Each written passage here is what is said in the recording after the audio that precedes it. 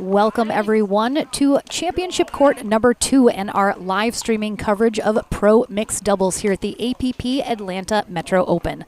Lauren McLaughlin here on the mic, joined by Chad Edwards as we bring you double the coverage here today. We have on court currently a consolation bracket match to 15 being played. Daniel De La Rosa along with Olivia McMillan on the near end take on Mary Brasha and Federico Staxrud on the far end.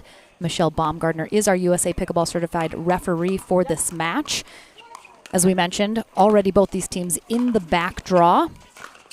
Knocked down in the first round by Etta Wright and Zach Taylor. Olivia McMillan and Daniel De La Rosa find themselves down here, while Mary Brasha and Federico Staxrud also dropped down, this time by Andrea Koop and Zane Navertil. So both these teams fighting to stay alive. They'll switch ends at 8 in this match to 15. We've been watching it here. Chad, before we were getting started, what are we noticing so far between these two teams? Yeah, McMillan and De La Rosa went on a little bit of a run. Brasha and Staxrud were up 4-2, but McMillan and De La Rosa playing a little more aggressive here. Mary Brasha definitely probably the most controlled person on the court. She likes to stay in the longer dinks. Staxrud is going to look to step in and poach and speed some balls up as well.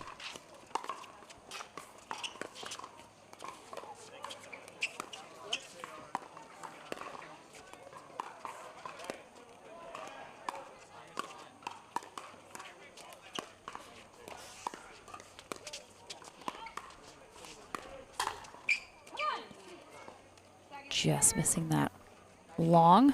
As you mentioned, Staxrud looking to speed up here when he has the opportunity to do so. We're seeing a lot of patience, though, between these two teams. Yeah, that was the longest point of the match for sure right there. But still trying to find their footing. It's hard in a 1 to 15.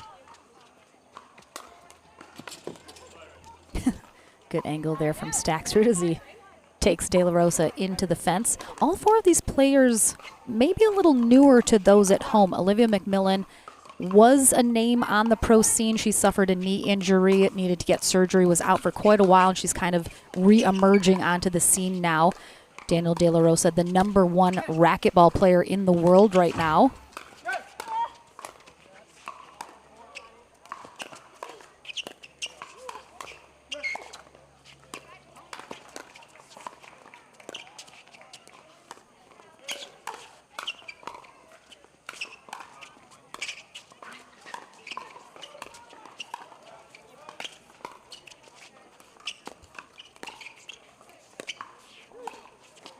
Oh my God, how did she get out of the way of that? That was Matrix move by Brasha right there. She broke her neck. She almost snapped the neck in the process of it. Oh, what a rally. The transition from offense to defense by both teams right there. I think we saw 7 or 8 resets on, combined, but they're staying in this point. They're staying cool, confident. As I say that, Olivia dumps one in, and that's typically that's your fault. That's typically what happens. Sorry, Olivia. But yeah, they're mixing up looks really well right now. They're certainly evenly matched teams. Oh, ball on court from across the way. Federico Staxrud, along with partner Mary Brasha, had a really nice day in singles yesterday. Mary Brasha ending up with the bronze medal. Federico Staxrud will be in the gold medal match on Championship Sunday. Staxrud still trying to develop that doubles side of his game, though. He's fairly new to the pro scene. Yeah, it started coming along well, but certainly more of a single specialist right now, and that's typically what we see from the tennis players when they first come over to pickleball. It takes them a little bit longer to develop the double skills. Why is that? It's different footwork, different swing motion. So in singles, it's basically ground stroke, come forward, and you've got a little bit of that cat and mouse. But with doubles, you're spending so much time up at the kitchen line, and it's the kitchen that takes away. So with tennis, you typically you'll hit a stick volley if you are a doubles player. So you're taking that step forward. Well, with pickleball, you can't do that now. So you got to get used to the same volley motion, but without using the body as much or using the body differently. So you take Federico, who I think right now is 25. 26. 26. So probably got 20 years worth of tennis ingrained into it. So it's just, it takes time to get used to that different movement and shorter swing. Yep, Staksrud, 26 years old, originally from Argentina. Now lives in Florida. We have our end change now. McMillan and De La Rosa now on the far end to conclude this match to 15. Oh. Little bit of miscommunication there, Mary. A little upset at herself for stepping in while Staksrud was going for the ball as well.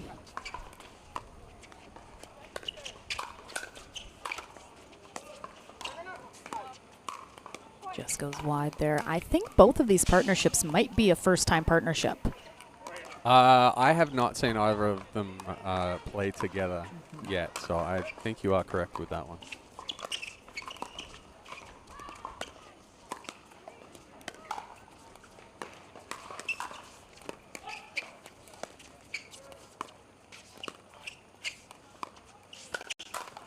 Ooh. Oh, yeah.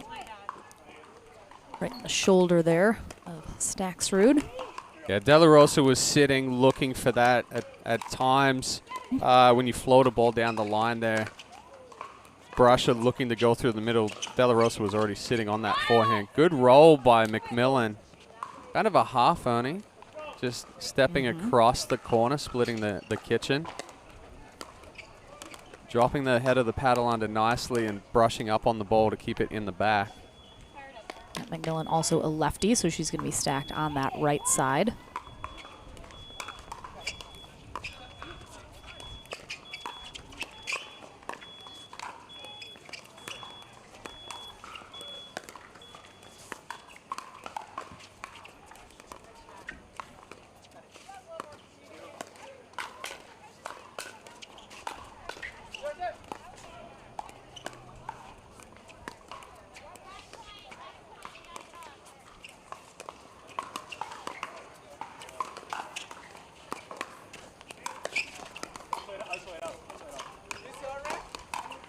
Ooh, gotta keep playing on that one.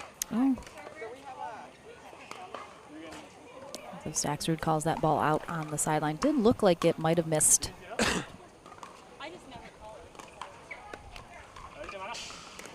Yes, I forgot my cough button there. I know, right? It's right into the mic there, It Chad. snuck up on me, and I turned my head, but forgot that the microphone follows me. I know, it's weird having a microphone strapped to your face all the time.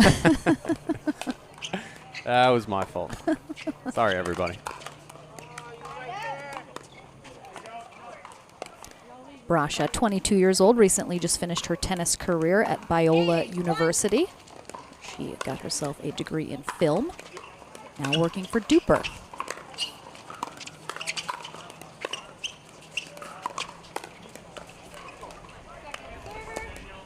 It's got a little jammed, standing up straight-legged from Brasha.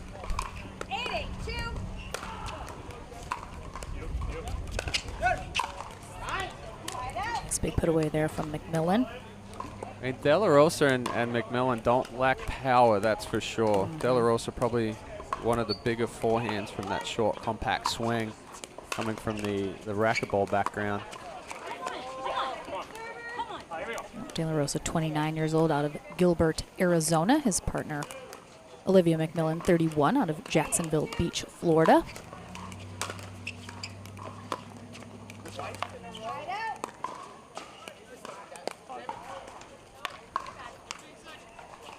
De La Rosa missing a couple of drops into the net.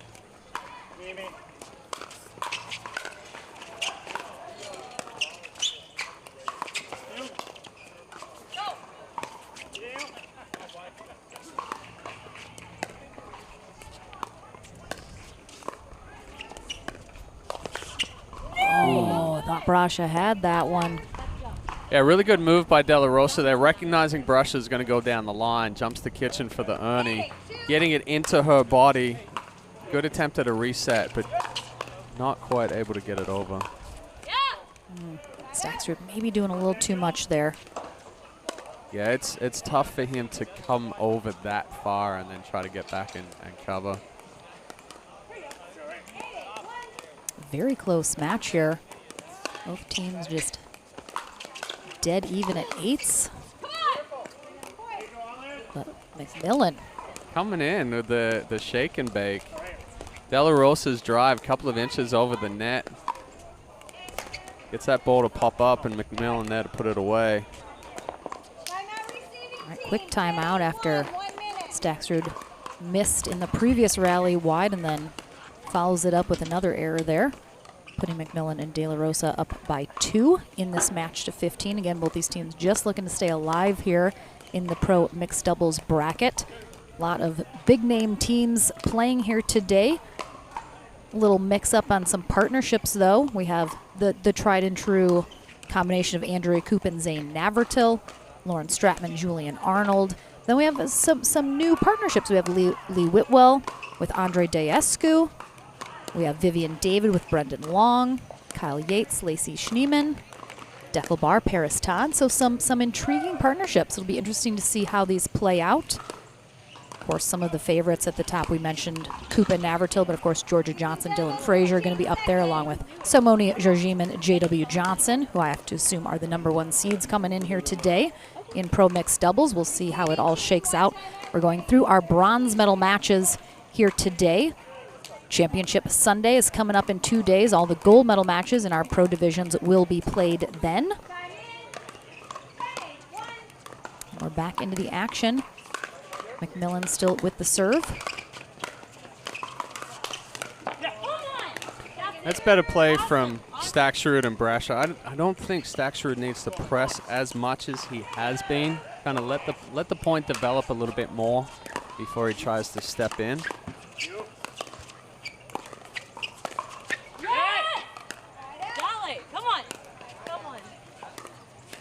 Yeah, a little less patience than we saw earlier on in this match from them. Definitely Staksrud looking to start something perhaps a little prematurely. Sometimes that last one works out though. That definitely a little low for De La Rosa. He dropped down to one knee to try to get even lower on that one.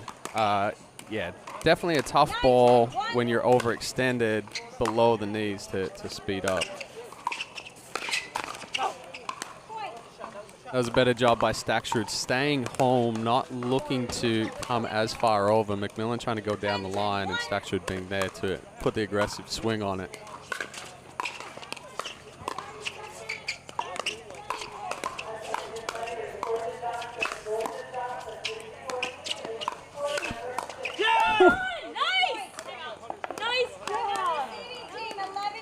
Brasha just taking a back seat there, except for the final one. Hey, she's super. Every time I've seen Mary play, she's super supportive. Oh, absolutely. She's always got a smile on her face. Even when she gets frustrated, she kind of like picks herself up. We see that quite a lot with Corinne Carr, Vivian David. You know, a lot of these ladies. Me personally, I'm very rarely will I smile if I'm upset with myself. Yes. So it's interesting to see that coming from the ladies. Definitely a much more positive attitude than you see with the guys a lot of the time. I mean, I don't mind a little bit of drama on court. Some of these guys, they bring the drama. I'll tell you what. You need the fire. You need the fire. Now, if you have two partners, some of these guys out here being babies, though. Jeez, I won't name names, but people at home probably could think of whom I might be speaking about. If you end up with two partners that are extremely fiery, then it's a little hairy, right? So you need that. You need that balance. You do need that balance.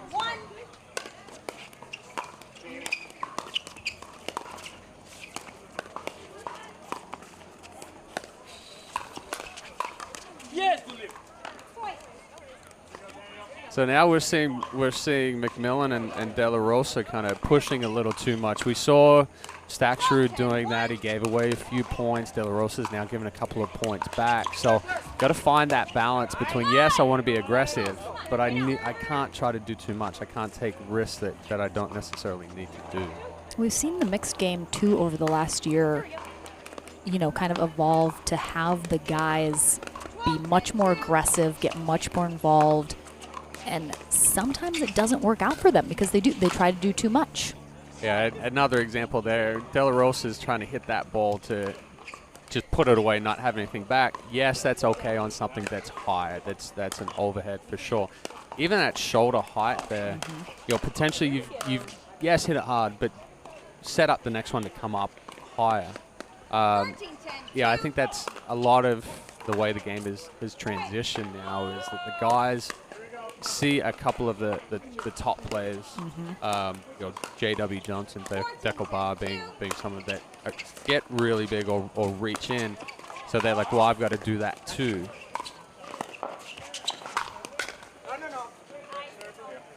So that was a better ball from De La Rosa, similar to the one he missed into the net, but he created angle rather than power. But yeah, back to it. The guys think, hey, I have to step in. I have to be this big aggressive player.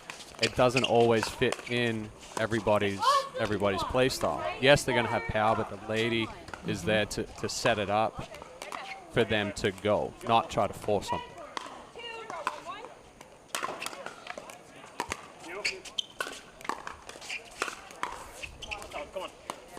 I think that's so specific to pickleball in general, is play to what works for you. Yes. There's no one size fits all in pickleball. So if the female is, maybe more dominant, has been playing longer, feels more comfortable, let her take over a little bit more.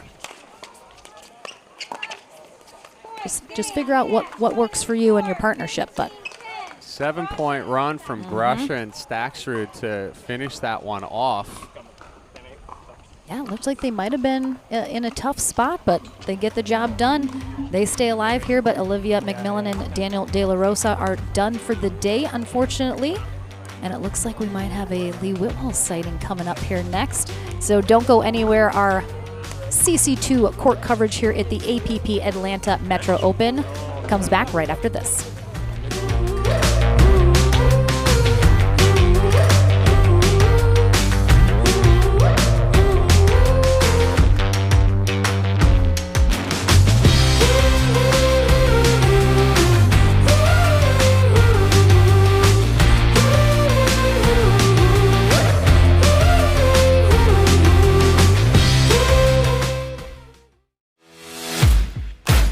OS First, the official sock sponsor of pickleball.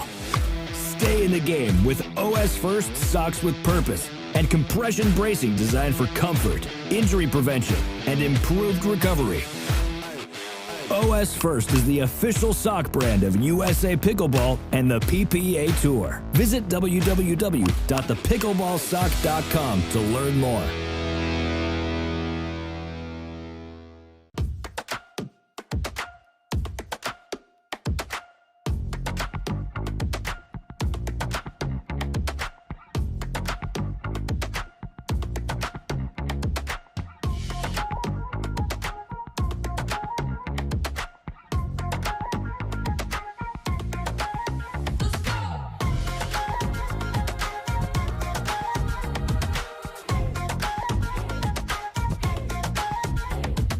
Consumer Cellular has the best customer service. They care about the customer. The best price with the best quality. The prices, the coverage. The coverage is great. It was the same, if not better. Consumer Cellular provides the exact same premium coverage as the nation's leading carriers for half the cost. Switch to Consumer Cellular and get talk, text, and data starting at just $20 a month. It's like 4 scoops of ice cream for the price of 1. Switch today and get a 100% risk-free guarantee. Call or go online.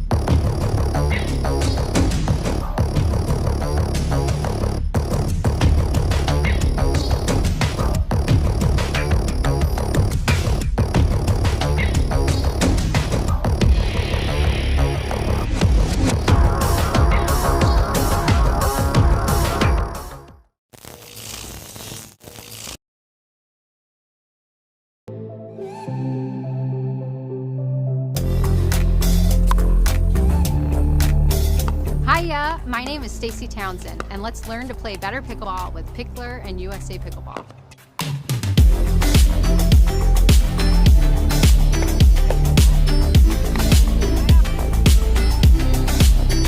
Learn to play better pickleball for free with Pickler and USA Pickleball.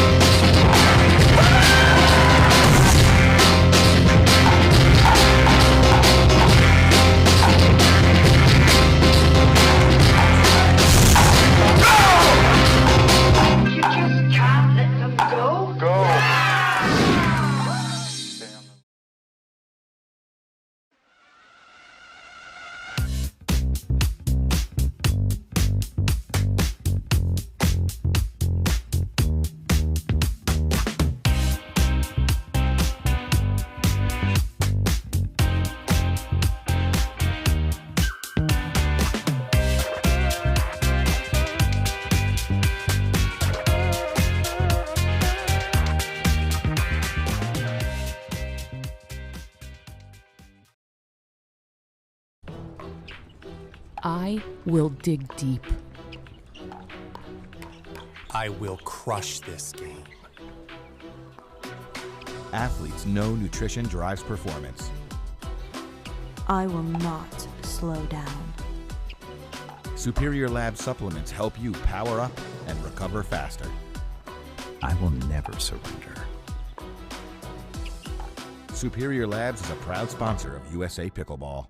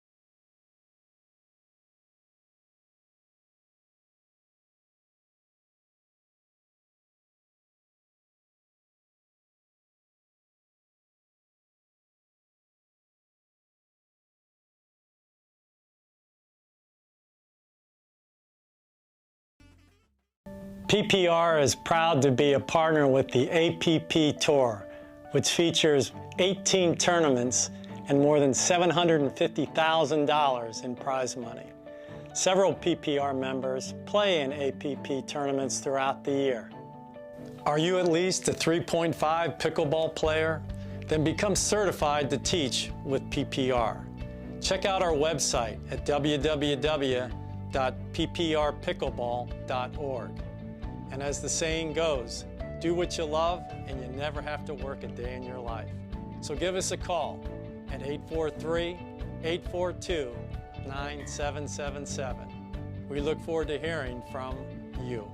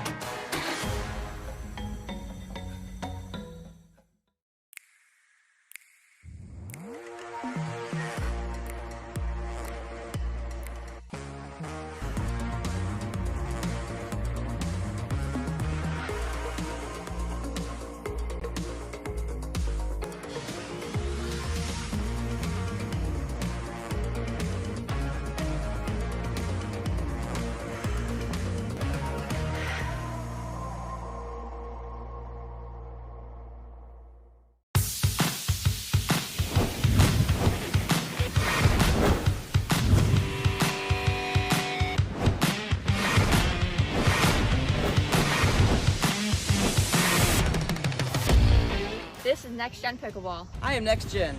I am next gen. I am next gen.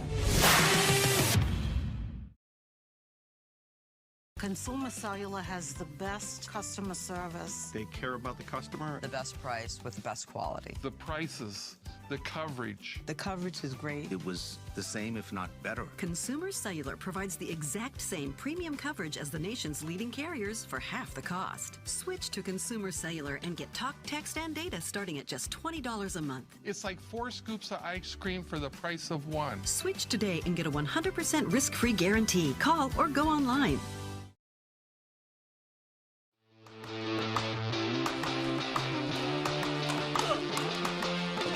Welcome back, everyone, to the APP Atlanta Metro Open. We are into the quarterfinals here in our Pro Mixed Doubles bracket. We have Lee Whitwell and Andre Daescu on the near end. A new partnership we have not seen before. They face off against a partnership we certainly have seen before. Andrea Koop and Zane Navratil on the far end of the court. Tom Richardson will be our USA Pickleball Certified referee. Lauren McLaughlin along with Chad Edwards. Here on the mic on our CC2 court coverage. We are streaming also on CC1. Double coverage right now. And this should be a good one, Chad. What are we looking for here in this pairing? Actually, Lee and Andre played together in Chicago last week. Oh, I wasn't here. That's why I missed it. I'm so sorry. I was in Madrid, Spain. I'm so sorry. But yeah, I mean the key to this one is how big Andre can get up at the kitchen line. He's definitely a threat when he's using his size and his reach. Like you talked about, Navratil and Koop, tried and tested, extremely good partnership. We'll probably see Navratil speed up a lot of the balls, like he just did right there. Whitwell ready to counter-attack on that one.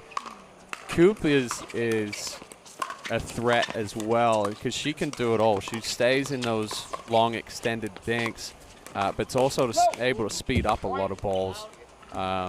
Probably the best transition game on the ladies' side right now. Yeah, we absolutely have a ton of top high-level tennis in all 4 of these players' backgrounds.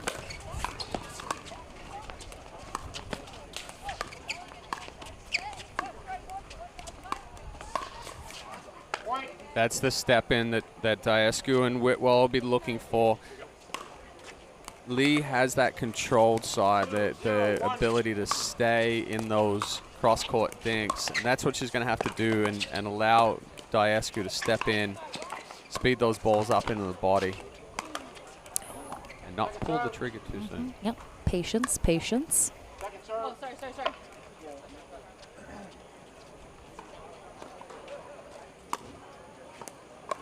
Zane Navratil playing all 4 years of college tennis at the University of Wisconsin-Whitewater.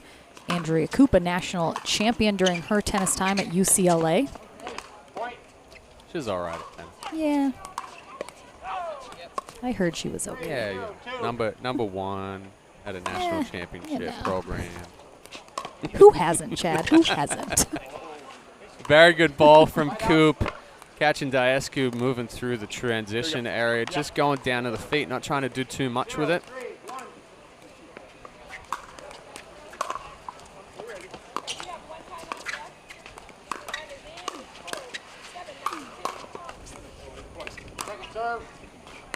Navratil kind of telegraphing that speed up. Saw that a little bit last week of players are starting to recognize when he's going to speed up that backhand.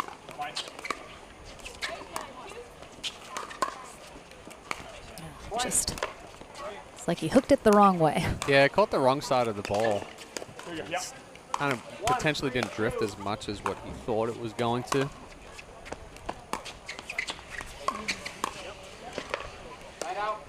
Good spot from Daescu. So tough in that transition area. Koop and Navratil had a good ball into the kitchen, coming forward through it, but just sitting up enough for Daescu to get underneath the ball, hit that top spin forehand down to the feet of Koop.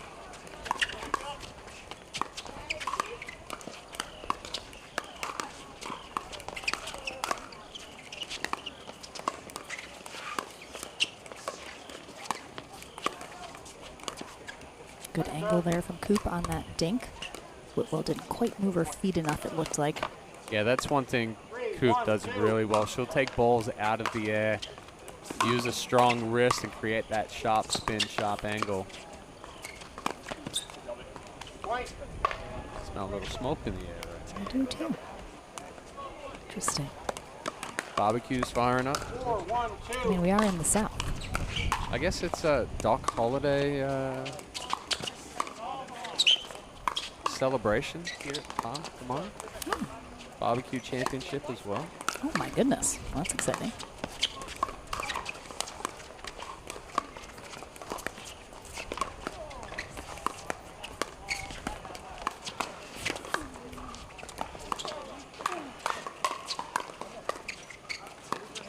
Good resets.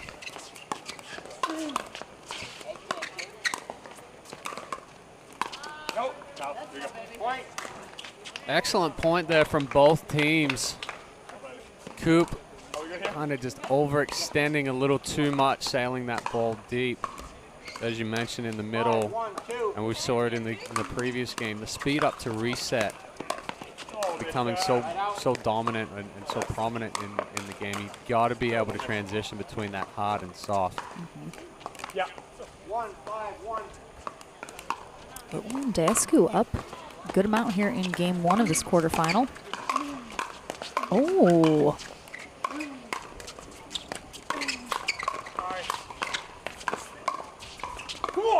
Wow.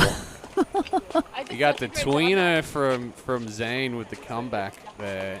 Diasku's ball just landing on the line. Unbelievable. 1-5-2.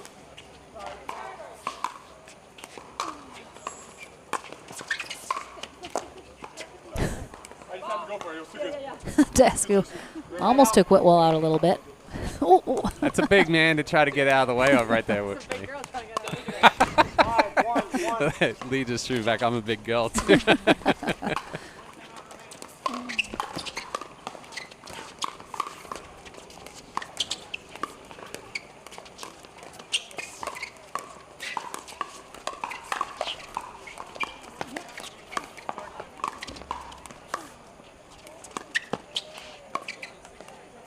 You know, just watching the pattern at this elite level, it's so, I think, critical to see the movement that these players have up at the net. They don't get into, you know, cross-court till they're going to die. It's just so much movement. How important is that at this level? Oh, it's huge. I think at any level. You know, especially in amateur levels, a lot of people think cross-court thinking is corner to corner, right? But even a ball into the middle is still cross-court. So try not to hit 2 or 3 balls into the same position, because all of a sudden they're going to stay, and now you've got the ability. They've got the ability to speed it up, lob, you know, do whatever. So ball movement, we saw a little bit earlier with Coop reset down the line, kept Diasku home and kept him honest, especially in mixed doubles. We try to isolate the woman, for example, and you're going cross court and pushing that male over further and further into the middle. Your window becomes so much smaller. If you can go behind and keep them honest, now our window opens back up. So ball movement is a big part of the game.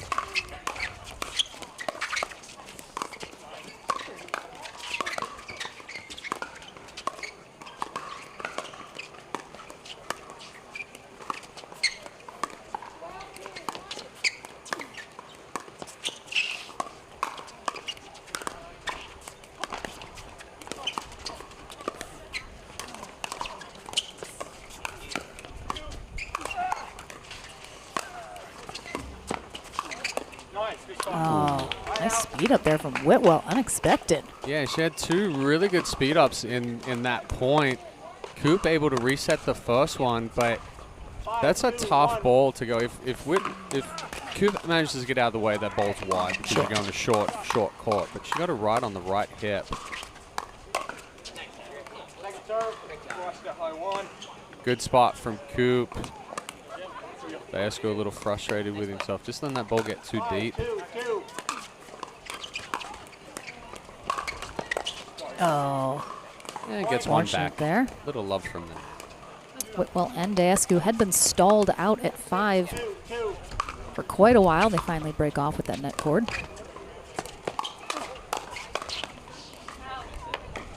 Nice job by Coop. Goes right at Whitwell and then pulls cross court to Deescu, forcing that ball wide off his paddle. Yeah, the two-handed speed up from Coop. That's a very difficult shot to read.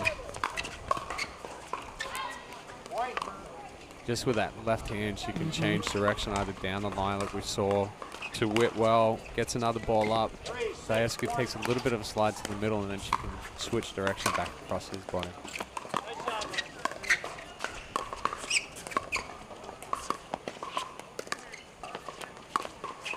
I mean, he just gave her so much to work with. Can't do that with Coop on the other side. Yeah, especially when Whitwell didn't hit a ball that's going to put any pressure on Coop. It kind of just sat in front of her. That's not the ball for Deescu to try to press on. Oh, keeps it in, returns the favor on the net cord. And we haven't mentioned it yet. Yesterday, very warm, not a lot of breeze, but there was kind of a front that came through last night, cooled it off, and you can notice from the flags and the windsocks in the background, significant amount of wind now here today, kind of cross court, definitely affecting some of the play on court for sure, something for the players to have to adjust to. Definitely a little cooler now, so the ball perhaps going to be traveling a little bit quicker than it was yesterday in the heat and humidity. That Dura Fast 40 can get a little soft in the heat, as everyone knows, but seems like speed of play a little bit faster here today, as it's still a little cool.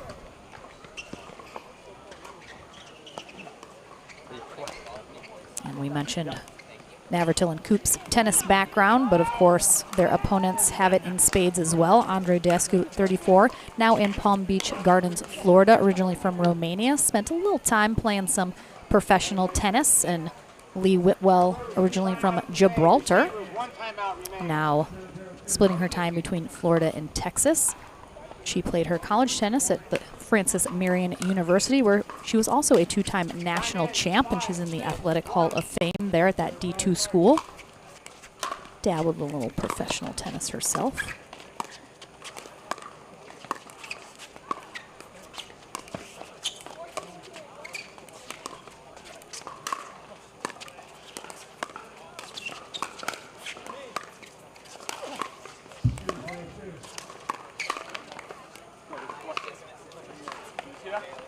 Whitwell giving the high five to Deescu as Navratil stops her in her tracks, saying, just missed that wide.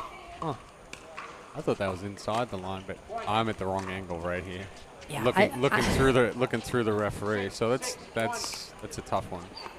Watching some of these shots live, it's so hard to tell.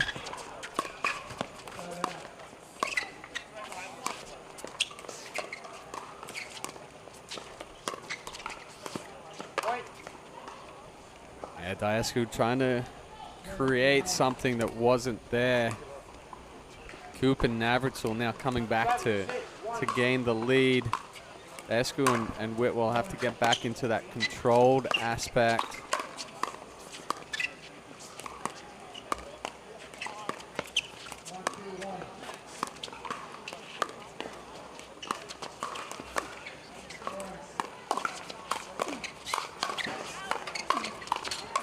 Wow.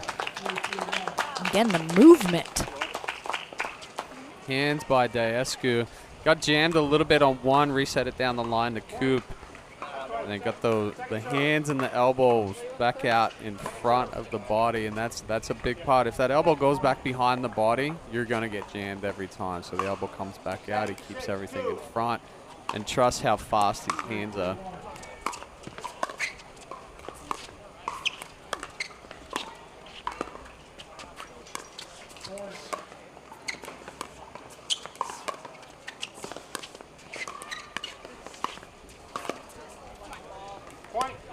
Good setup by Navratil and back to it again. The ball movement. He took a ball out wide to Whitwell's backhand, brought it back into the middle, went back across. So giving different looks.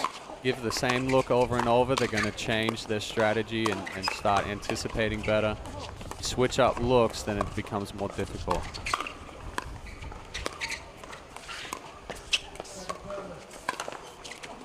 Oh, she was completely on her heels.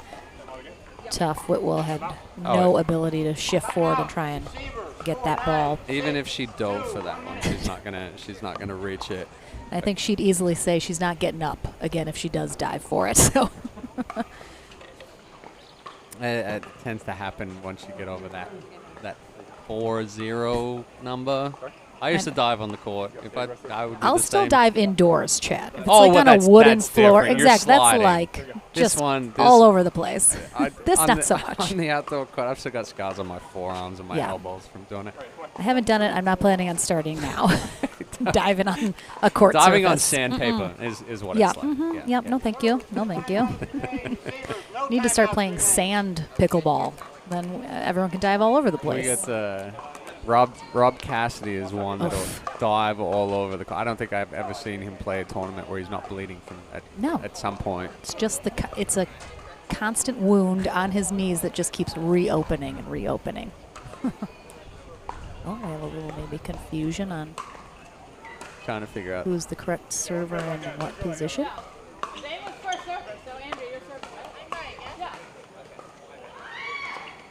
Everything's good. All right, we're good. Yeah. No, not yet. Time in. fighting over the cough button. We right are. there. It's a good thing we have our own and we don't have to share.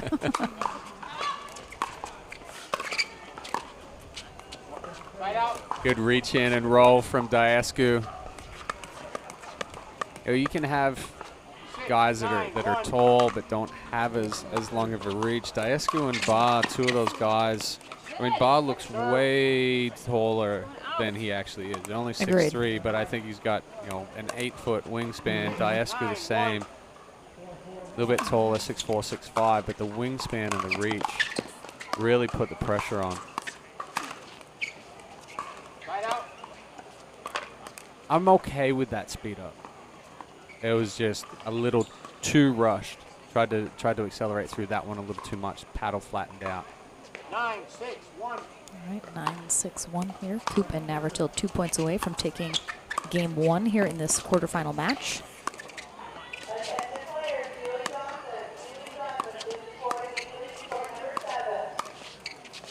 Ooh.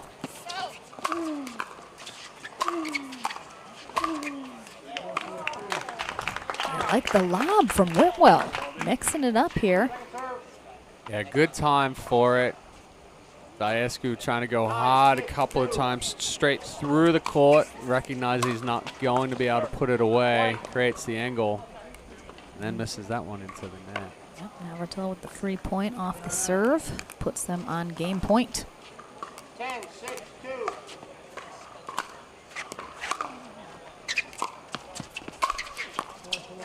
Navratil can really switch up that serve when he needs to. I saw a few balls last week where, I mean, the kick on it was ginormous, going straight from a backhand across to the forehand side sometimes.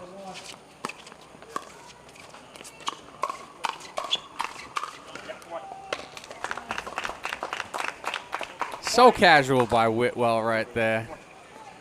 Reading, just like I trust my hands. I'm not gonna do anything. She's got a little smile on her face right now. Probably, I think my voice carries a little too much, so I can't. She hears you, Chad. Oh, that one not quite as nice, but again got a little jammed there, right in the middle of her body. I think we see these rallies and they happen so quickly. How important is it that players, even if they think they hit a winner, do not disengage until it's actually done, because the ball comes back so many more times than you might think it's going to. Oh, absolutely. And that's... Oh, there we go. Diascu just controlling the kitchen line right there. So a lot of the mistakes that amateurs make is they'll speed a ball up and expect that the point to be won. Mm-hmm. If you treat the speed up as a setup where you're looking to go at that next ball each time, the defense is on another level in pro pickleball now. And we're seeing it transition to amateur pickleball as well. But the defensive part, it used to always be like, hey, third shot drop, drive, transition. Now it's focusing more on the defense to stay in the point longer, make them hit one more ball. So you can't automatically assume that you're going to win a point now. Never. Nothing's a gimme, it seems like.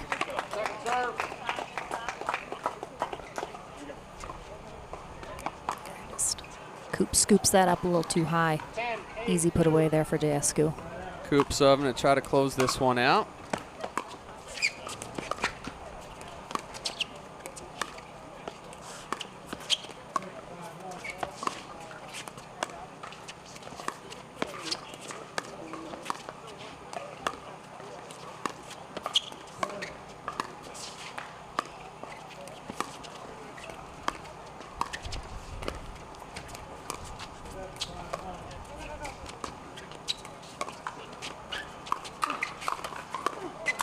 Oh, nice recovery from Whitwell off the net.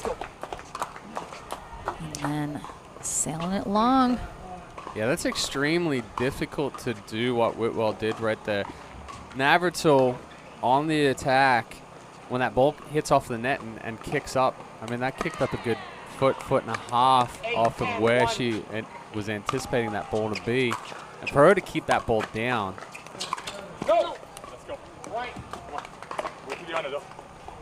Whitwell and Dasku getting another one back. We're going to tie it up here, still on first server. Oh. I mean, is that not her in the kitchen? She didn't hit the ball, though. She didn't? No. I mean, she thought it was done. She was just throwing. Yeah, she did hit it previously, and then like she kind of eventually made it into the kitchen. That's why she stopped. It was. I was like, what's going on?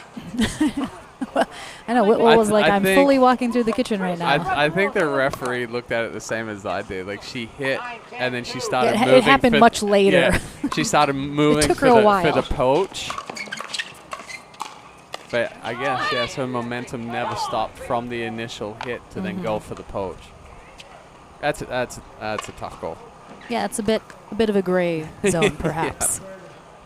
But Whitwell certainly called herself on the kitchen. Was like, "Why are you guys still playing?"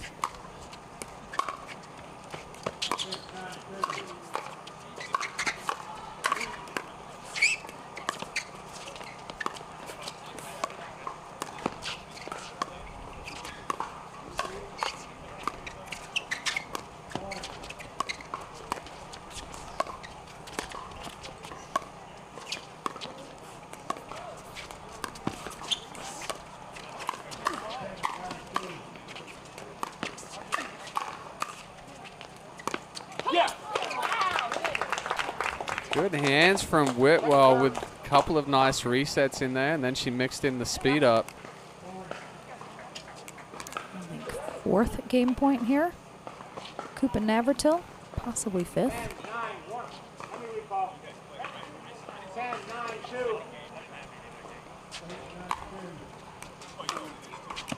Oh yeah, that was a nice serve there from Coop. Mixed it up a little. So put a little side spin. So finally, they close it out here. Coop and Navratil taking game 1, 11-9. I expect probably a close game 2 as well. We're back into the action here in the quarterfinals of our Pro Mixed Doubles bracket right after this.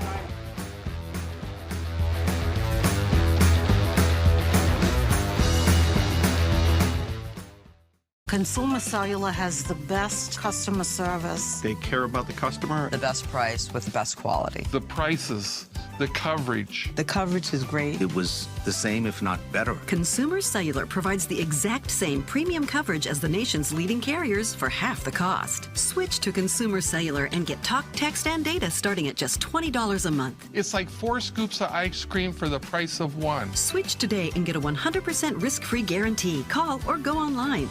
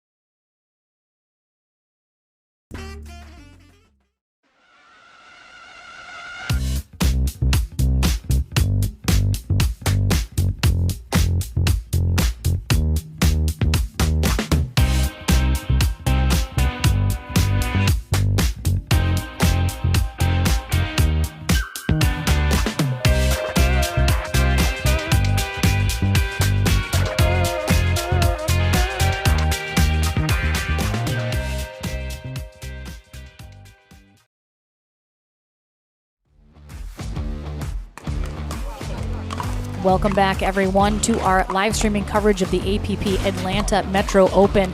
We did have rain in the forecast throughout the weekend, and we unfortunately are starting to get some spitting here on court, so we are going to go into a hopefully brief rain delay. We'll try and keep you guys posted. I'm not sure if CC1 will stay up and running, but we are going to take a quick break. So stay with us, though. Stay tuned. We'll be back as soon as we can, but short rain delay coming your way.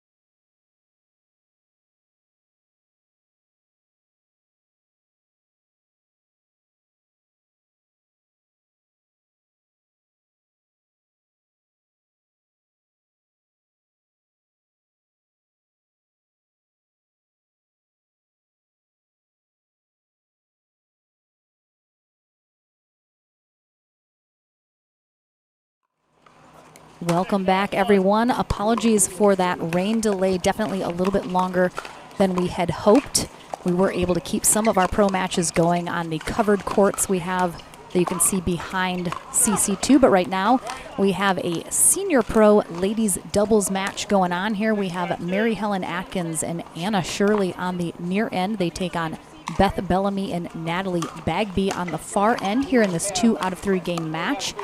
Atkins and Shirley defeating Leslie Bernard and Linda Thompson in their first match of the day, while Beth Bellamy and Natalie Bagby had a bye, but then defeating Teresa Tarn and Kim Jagd to face off here against this team. As this bracket, I believe we're into the semifinals now here in our ladies senior pro doubles. Again, right now, Bellamy and Bagby on the far end. Far head with the forehand. Yeah, exactly.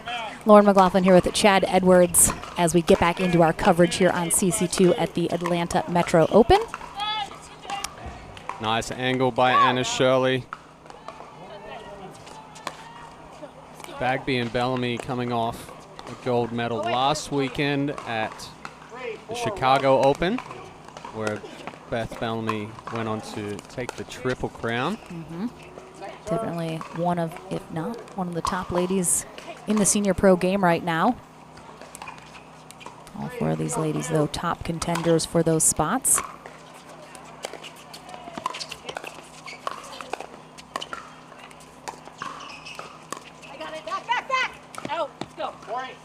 Good communication there between Atkins and Shirley. Mary. Eddie and Webby, what? I mean, Eddie is running this production. Plug. I know, right? Like, Shameless what a plug. quote accident that was to put that up. So Beth Bellamy in the black on the far end, Natalie Bagby in the pink, and on the near end, Mary Helen Atkins in the black and Anna Shirley in the white.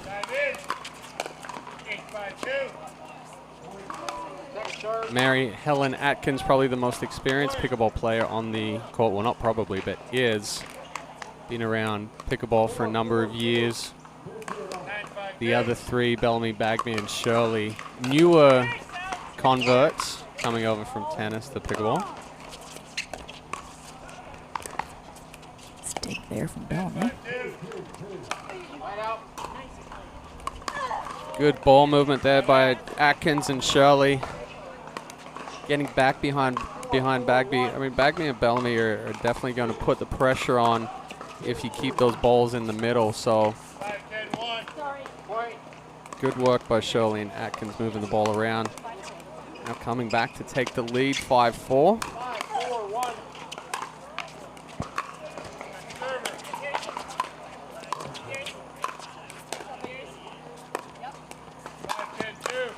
Oh, wow.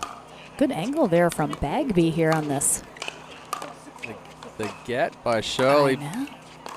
Bellamy not quite sliding over enough with Shirley running for that ball, and the ball ended up getting behind her, not able to bring it back.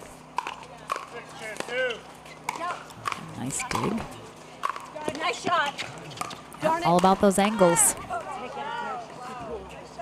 Yeah, smart play by Bellamy there. Hitting a ball firm through the middle, Shirley having to come across and cover, and then opened up that angle.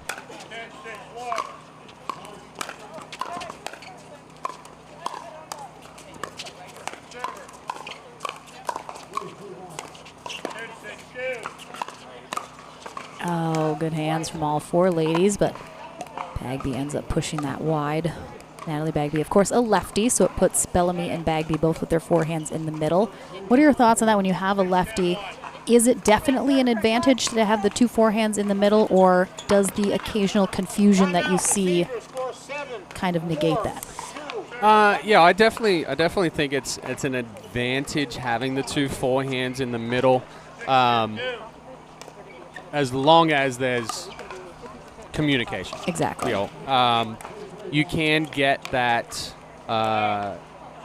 uncertainness with that ball going through the middle, but typically if you look at it from an X perspective, so if it's coming from the right side of the court going through the middle, that's going to be Bagby's. Going through from the left through the middle will be Bellamy's.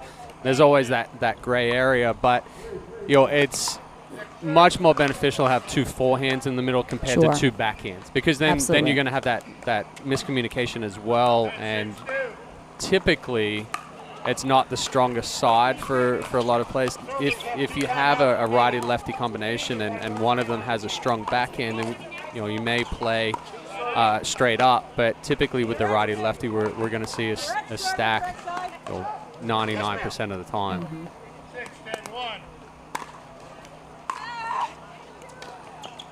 All right, in from this timeout. Atkins still with the serve, hoping to extend their lead.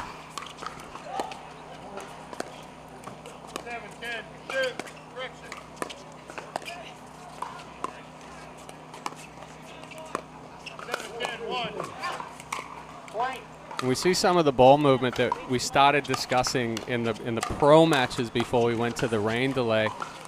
Atkins going out wide, then drawing Bagby into the middle, and then pushing back out wide again, continually opening the angle and the middle.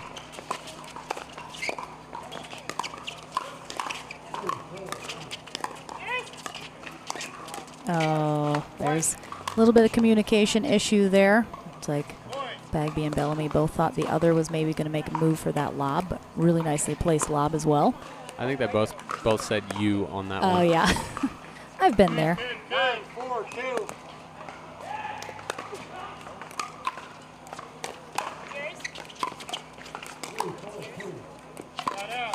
Oh! Right out. Fudge, I had it. I hear a lot of fudges in pickleball. Anna Shirley is probably the most animated player on the women's senior pro side. Super supportive of her partners.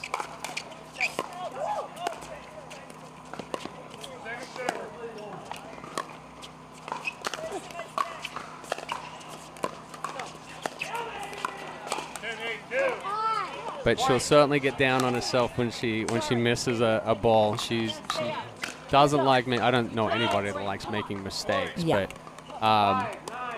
she hits a winner and she's got the full fist pumps and come on and always picking up the partner. And then with her, it's like, oh, no, terrible, no.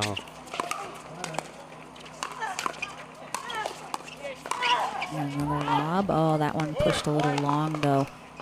And Bellamy and Bagby have the door open for them. Yeah, just a little bit of a flatter lob from Shirley. Didn't quite get the arc on it as the previous one. Winner of this match heads to the winner bracket final.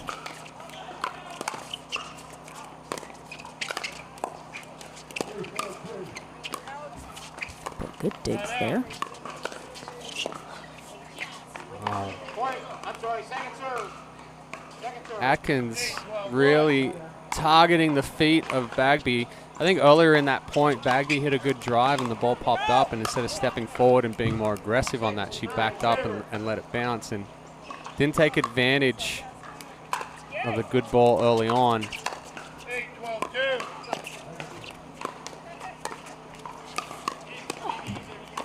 Good pull there from Bagby down that sideline. Shirley with the little inside out. We saw Atkins not slide with that ball. That's a ball where if she slides to the line, Shirley's going to come over and take the middle, and you've got those high percentage areas covered of down the line and through the middle of the court.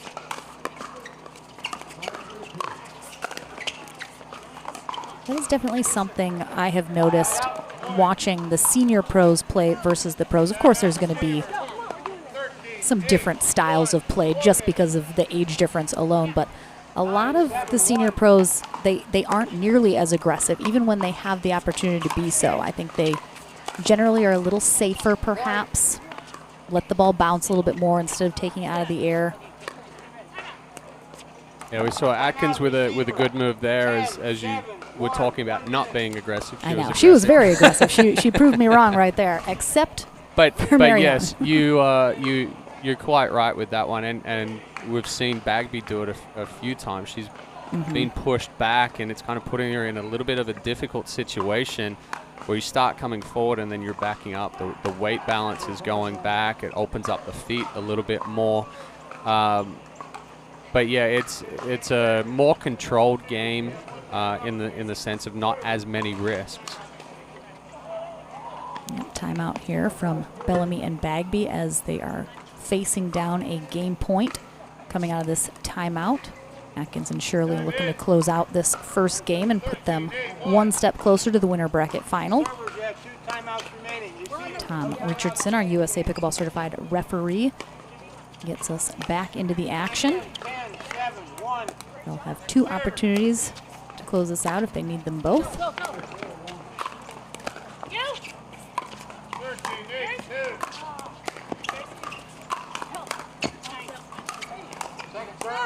Badby tested with a couple of overheads there, but did a good job of spreading Shirley and Atkins out. And I think back to your point, if life in general, the older you get, the less risk you take. That is true. That's true. The body doesn't quite respond as well as it does in our younger years, that's for sure.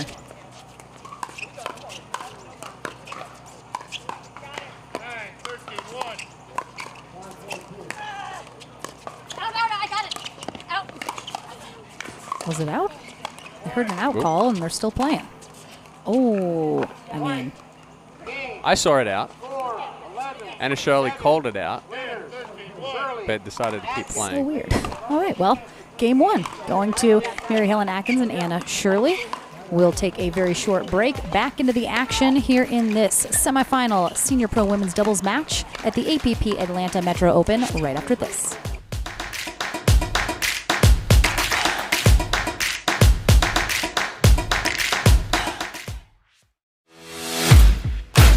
OS First, the official sock sponsor of pickleball. Stay in the game with OS First socks with purpose and compression bracing designed for comfort, injury prevention, and improved recovery. OS First is the official sock brand of USA Pickleball and the PPA Tour. Visit www.thepickleballsock.com to learn more.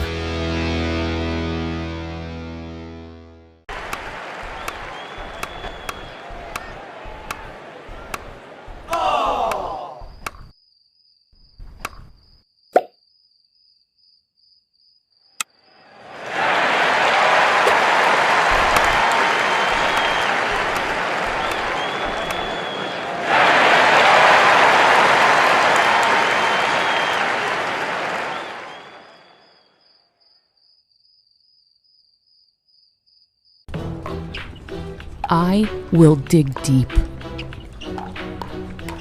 I will crush this game. Athletes know nutrition drives performance. I will not slow down. Superior Lab supplements help you power up and recover faster. I will never surrender. Superior Labs is a proud sponsor of USA Pickleball.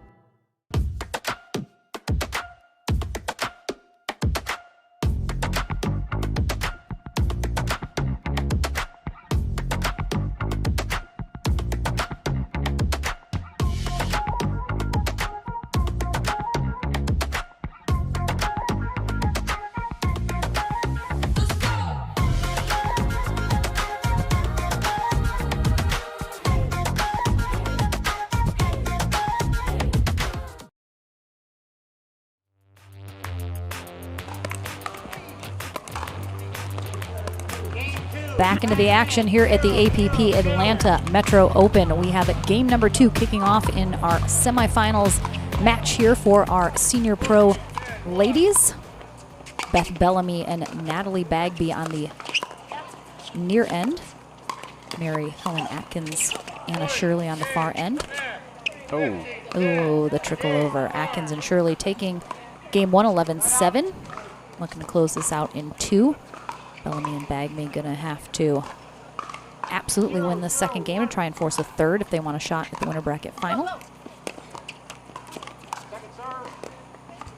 Yeah, I'd like to see Bagby and Bellamy stay up at the kitchen line in game 2 here, take away some of the time that they're giving Shirley and Atkins, and I think for Shirley and Atkins. They've got to come out and keep putting the pressure on. We see that not a great ball from Atkins, but it's got some pace on it. Bagby a little big with the backswing and catching late.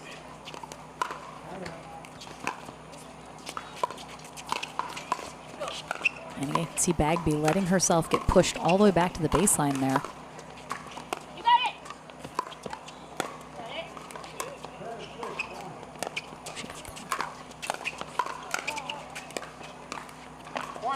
Good hands there from Atkins as Bellamy and Bagby do make it back up. Try and turn a little defense into offense, but yeah, to your point, I'd like to see them hold a little bit more steady up at the line and not so easily get pushed off. Yeah, they've got the hands for it.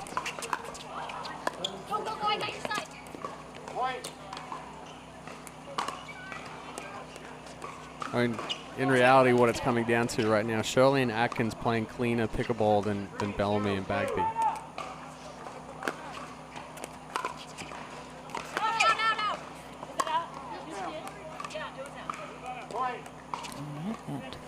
Shot sailing long from Bagby puts Atkins and Shirley up 4-0 and a timeout. So again, this timeout here from Bellamy and Bagby, is it really any kind of strategy change they need to make, or is it simply just start to execute the shots they need to? Yeah, I think that they've just got to execute better. I don't think they need to switch up strategy right now other than stop backing away from the ball because they're getting caught too much in the transition area or back at the baseline. But yeah, just try to make more balls. Have Shirley and Atkins work a little bit more for it, and the potential for errors to creep into their game the more balls that they have to hit. So it's not, I wouldn't say, you know, let's get more aggressive or start taking risks. I think it's just get into the groove, play your game style, stay a little bit more relaxed.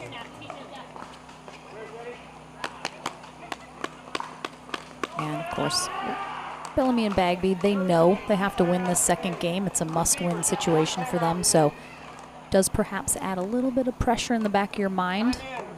You need to hit your shots even more cleanly.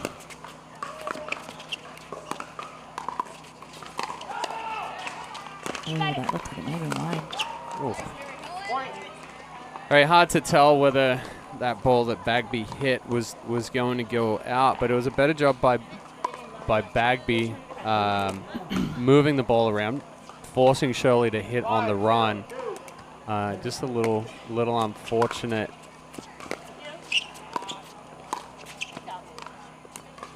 That's what Shirley and Atkins don't need to do. They don't. That's yeah. You're up 5-0. You don't need to try anything crazy. Just say what you're doing is working. Yeah. No need to change it up.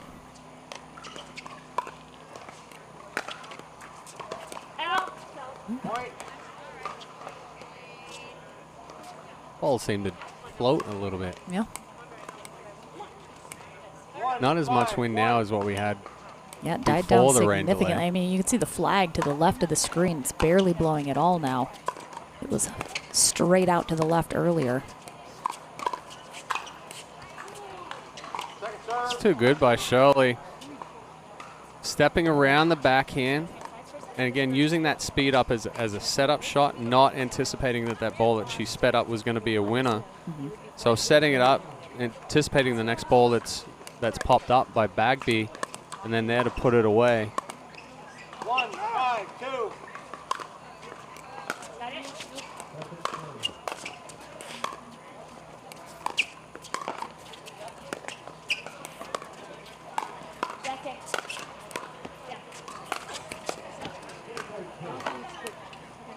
Nice spot right up the middle there.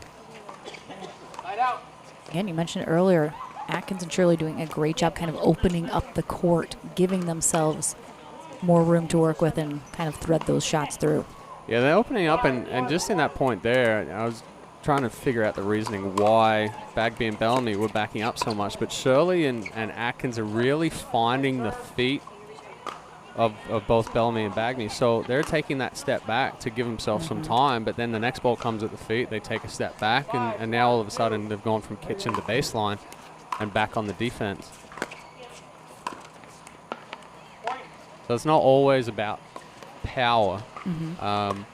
Positioning-wise, angles, opening the court up, putting it at the feet, a lot of times more effective than trying to hit through somebody. Absolutely. We've seen more than a few mistakes get made at this top level from trying to put a little too much power on shots that don't need it.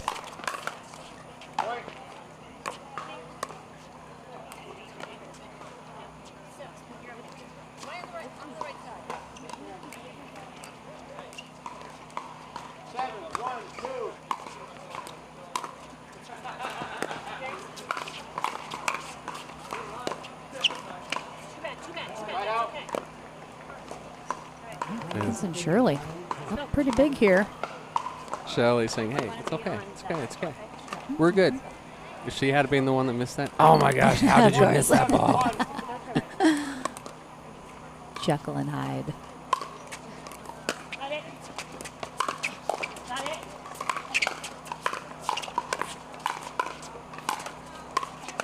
Oh.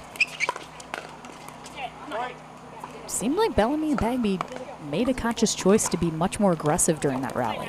Aggressive, and they're up at the kitchen line. They were getting those balls out of the air that before they were letting kind of get down to their feet. So if they've made the choice now of going aggressive with it, they've got to stay.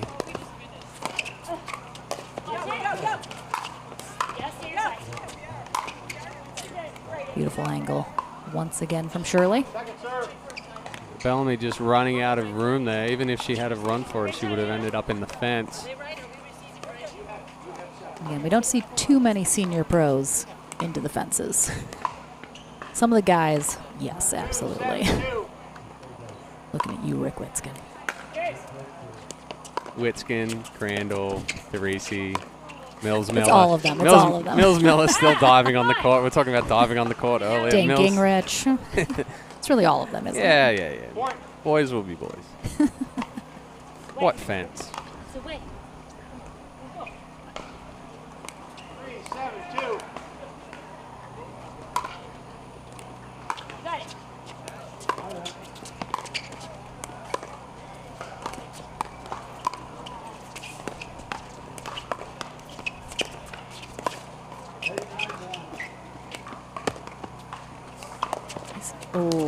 Oh, so good from Atkins.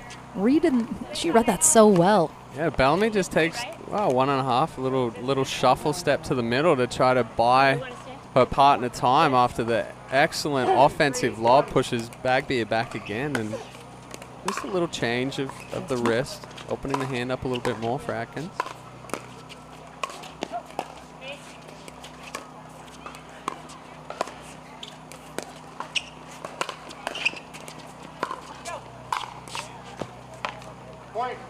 Yeah, right now I wouldn't even know what to tell Bagby and Bellamy, because Shirley and Atkins are, now Atkins had thrown up 2 offensive lobs.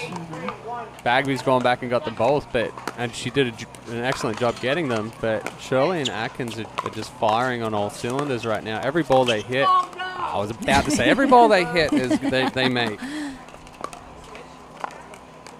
Gotta stop giving. You knew it the second you thought it. It was just gonna manifest.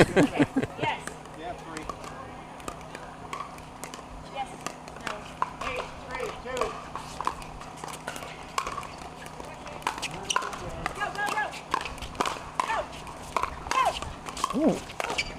Like that right there. I know, come on. Shirley's being a machine out there. Bagby put a full swing on it. It was down below the knees, and Shirley gets a paddle on it, and it goes back over an inch over the net. It happens in pickleball all the time. There are just some games, some matches where a team is outplayed. It's not like Bellamy and Bagby are doing anything terribly wrong that needs to be fixed. It's just Atkins and Shirley are outplaying them right now. Yeah, it's a little bit of an uphill battle right now for Bellamy and Bagby. Back here discussing in the corner of the court near us.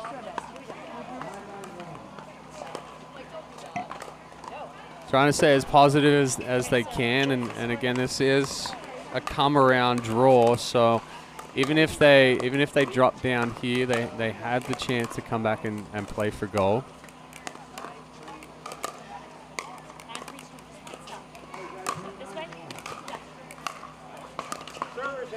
But Bellamy staying one stop. No timeouts remain this game. I definitely want to hold off Atkins and Shirley from getting that match point. Just adds an extra level of pressure.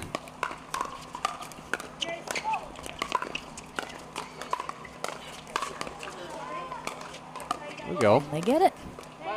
Feed off of it now.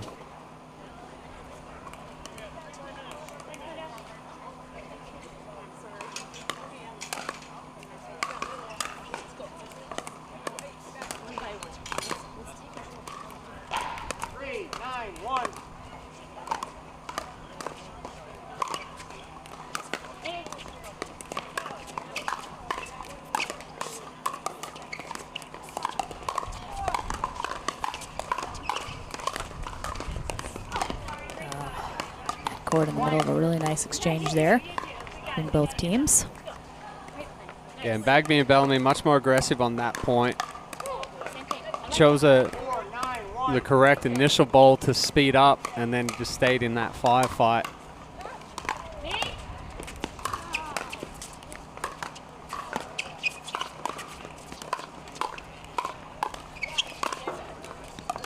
Missed it, I thought.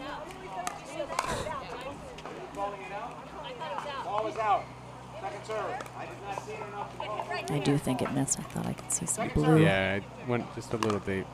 I was laughing at Shirley looking at the referees. Was that out? The job for a pickleball referee is to watch the kitchen. If they happen to catch sight of a ball going out, then they can confirm, but it's not their job to call that ball out. Oh, Bellamy going for the poach attempt. I don't mind that. I think she was maybe just a hair behind, needing to make a move for it. Yeah, it's just a like you said, a fraction behind as far as timing wise, and the swing started back behind her body, so catching it a little late, which forces that ball down.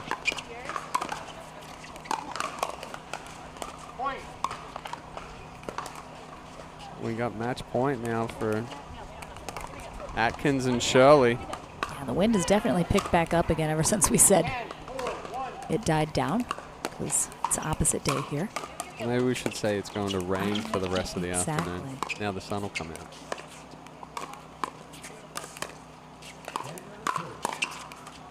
Oh, she almost got that one back as well with a net roller.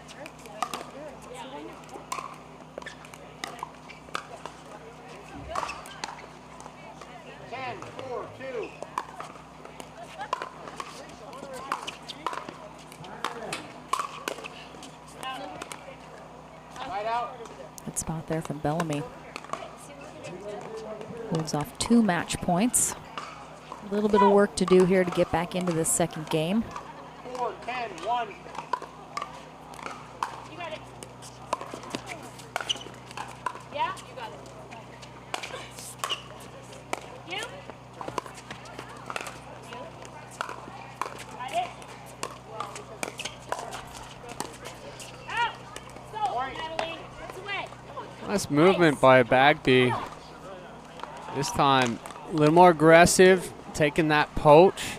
5-10-1. Not allowing herself to get pressured.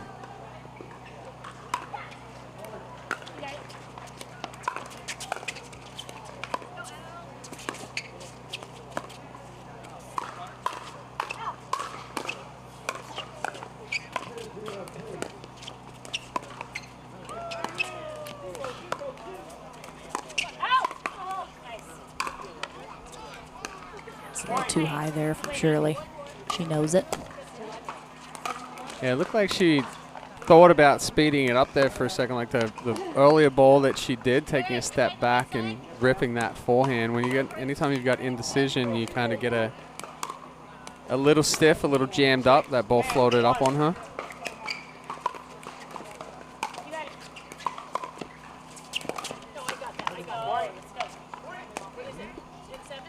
Bellamy and Bagby making a little run. They're certainly not going to lay down and give this one away.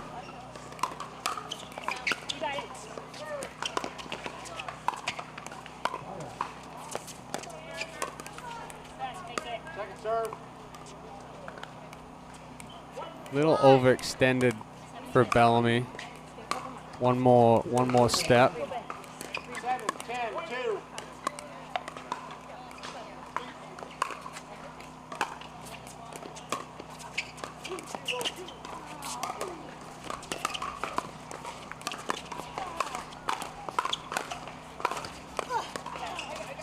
Oh.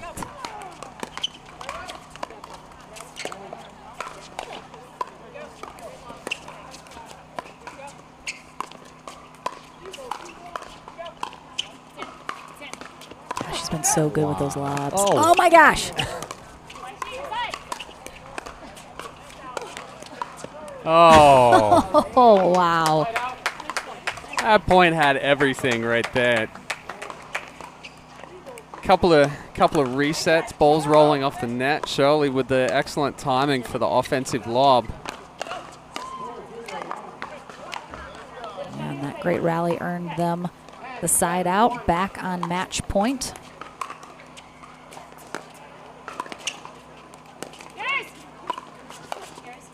Great get there, Bagby.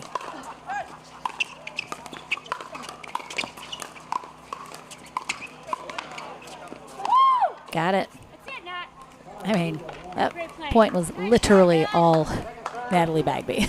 Don't think Bellamy hit a ball during that. She's feeling a little bit. Bagby's out of breath.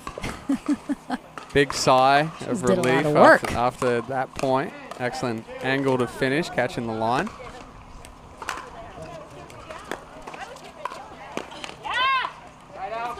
Four match points held off. And Bagby and Bellamy with another opportunity to close the gap even more so.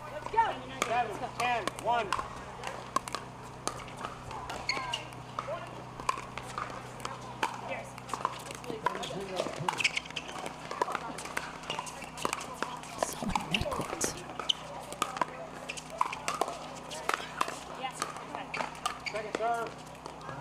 Good setup there from Shirley.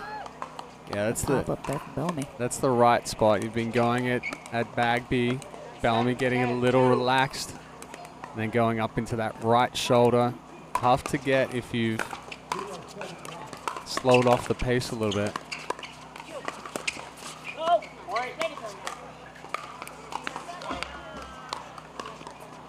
Good drop by Bagby. Atkins looking to take that ball out of the air and just angle out wide to Bellamy, catching it a little late.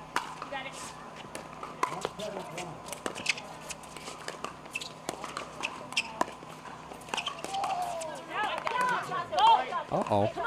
Atkins and Shirley, we talked about just how cleanly and crisply they were playing earlier, and certainly have had the pendulum swing to the other side now, making just errors left and right here, and letting Bellamy and Bagby get right back in this. Yeah, once the errors start creeping in, it's a good timeout from Shirley and Atkins trying to regain themselves. But once those errors start creeping in, they have a tendency to snowball.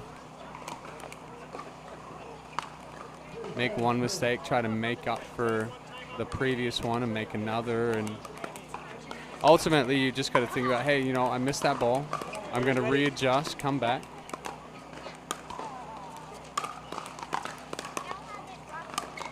Now they are on second server, so I think they just need one hold here.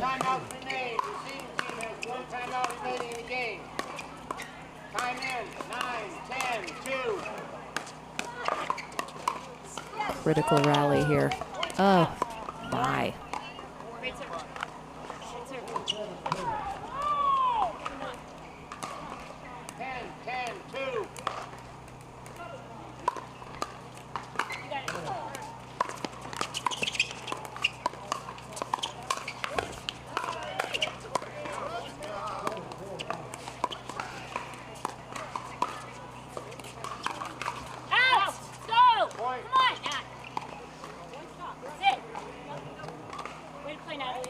Turn of events here. That's that is a switch.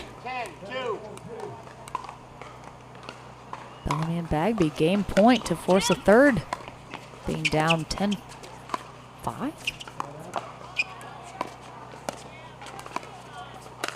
Look out. Not going to get that one back. Atkins doing a good job going back behind Bagby.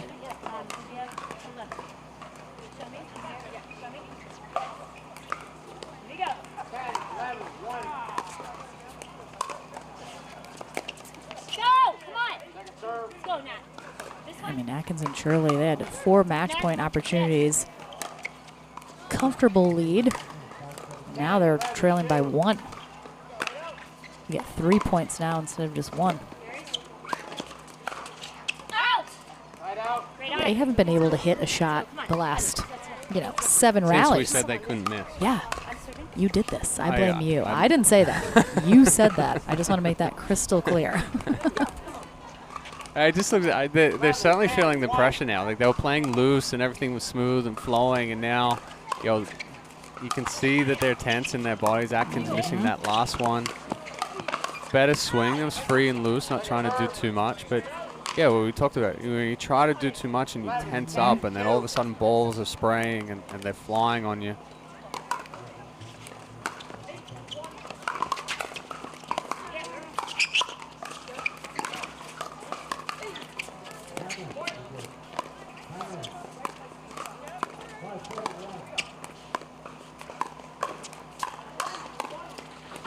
Wow, nice hands by Bellamy. Bagby, I think, was just saying, thank you, Jesus. All right, game 3 coming our way here in our women's senior pro doubles semifinal matchup. We'll see how this concludes. Could go either way. Back into the action right after this.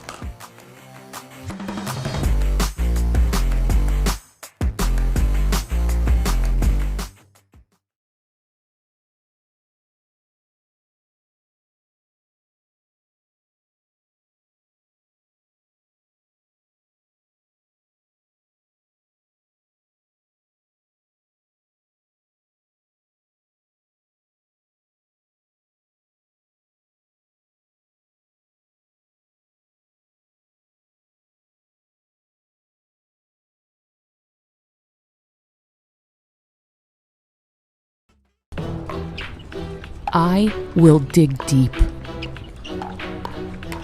I will crush this game. Athletes know nutrition drives performance. I will not slow down. Superior Lab supplements help you power up and recover faster. I will never surrender. Superior Labs is a proud sponsor of USA Pickleball.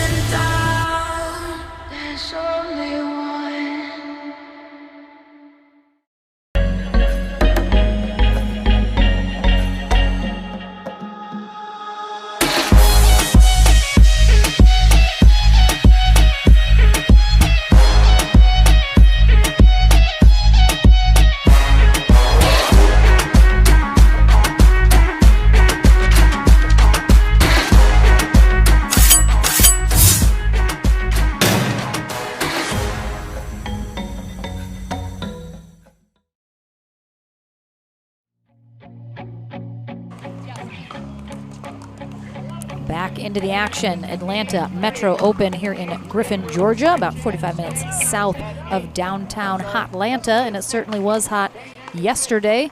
Had a front move through, a little bit cooler today now, but we are trying to avoid any rain that might pop up later today. These senior pro ladies into game 3 here in this semifinal match. Beth Bellamy in the black, Natalie Bagby in the pink on the far end to start this third game. They take on Mary Helen Atkins in the black. Anna Shirley in the white on the near end. They will switch ends at 6 in this third game. And then one of these teams heads to the winner bracket final. One will drop down into the consolation bracket and battle their way back, hopefully. Bagby just getting caught up a little bit. Didn't quite move those feet enough, and I'm getting jammed.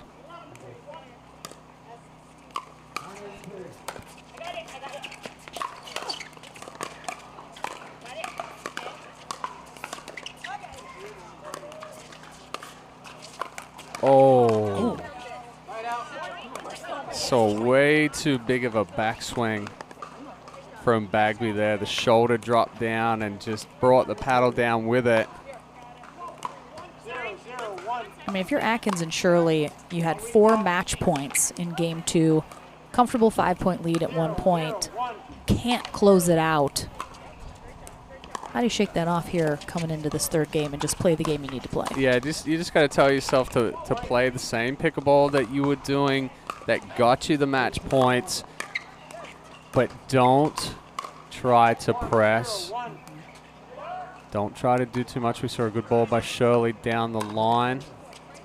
Go back to putting those balls at the feet of Bellamy and Bagby. Yeah, it definitely seemed like the turning point in that second game. They seemed to go a little bit away from what was working for them. They got a little plagued by errors as well as they felt Bellamy and Bagby catching up, which they did. Yeah, Atkins has missed a few drops into the net at the end of game 2 and here at the start of game 3. You've been playing defense well enough. That's something where, hey, you know, let's not miss into the net. We get the ball over and work back into the point, if anything. We've seen other, I mean, I don't think less than a handful of errors from Atkins in the first game and up to match point on the second, and now we've seen more in the last 12 points or so than the whole previous.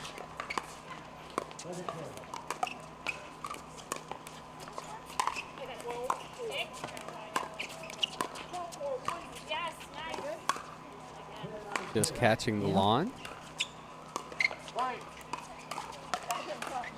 But Bellamy and Bagby certainly putting more pressure on now. They're staying up at the kitchen line. They're not backing away.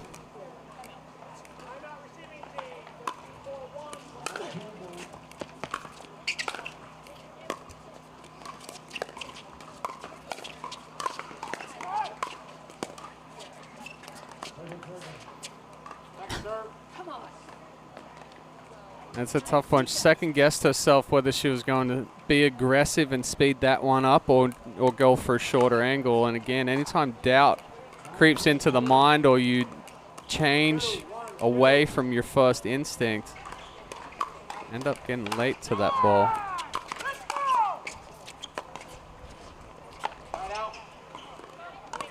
Good forehand by Anna Shirley. Firm wrist. Compact swing, pushing back through that ball deep to the baseline.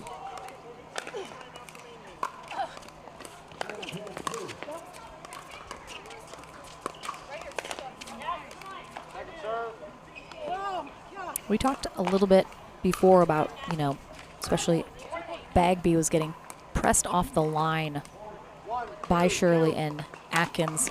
If you have a student that you're trying to teach not to do that, what's the best way to kind of get someone to not be, not necessarily be afraid, but just to kind of hold firm there at that line? Yeah, and that's where we'd focus more on a transition drill. Get into that transition area, get that good solid base. And the difference between taking a ball out of the air and a bouncing ball, there isn't any as far as contact point. So a lot of the time it becomes doubt of, do I take it out of the air? Do I let it bounce? You start questioning yourself. Now you let it bounce and you back up. So if you start working on that consistent contact point of good base, down low, I reach for it, I take it out of the air, I reach for it when it bounces, same spot, just being able to get the consistent contact point, so it takes out that doubt of out of the air, let it bounce, what do I do, too late, now I got to back up and go through that way.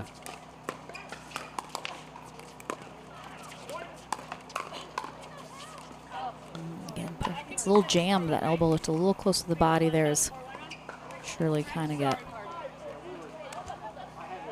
unable to pull her hand out. I have a little possible score discrepancy. Yeah, just discussing who's talking about the score, and our referee Tom called that it was second server and was actually first server.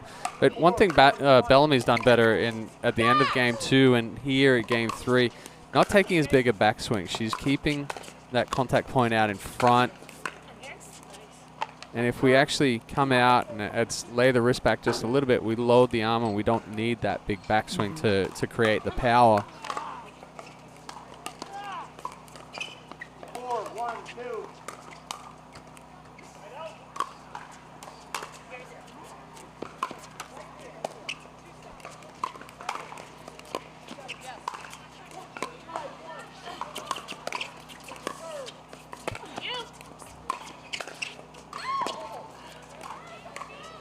Good job by Atkins. She was spread out. Went back, got that lob from Bellamy. Was able to get that ball back down in front of Bagby. Trying to be a little too soft.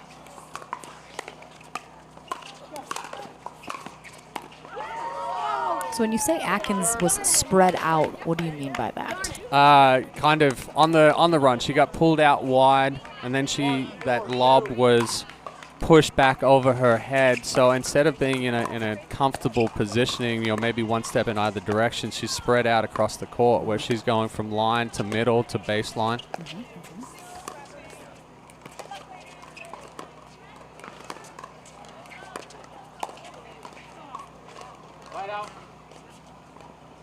Definitely seems like Bellamy and Bagby have rolled over their momentum from their win in game 2, having to come back, overtake Atkins and Shirley into this third game here. They're playing more comfortably. Look like they have a lot more confidence in their strokes.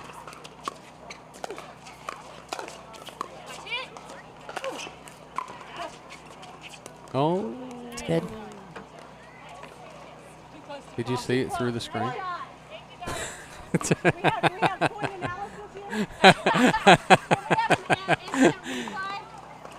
Oh, that's what I said. Closer than I thought. Did you see it through the screen? It looks like it was like well in. That's the thing, is you slow it down and all of a sudden it's like, oh. From my angle here, you're right watching on the live. side. I know. I'm looking at the monitor. You're looking through the TV monitor. Was it out to you? To me, it was out. It did look at that slow motion like it did miss a little. Yeah, but was the call good or out? They called it. They called it good.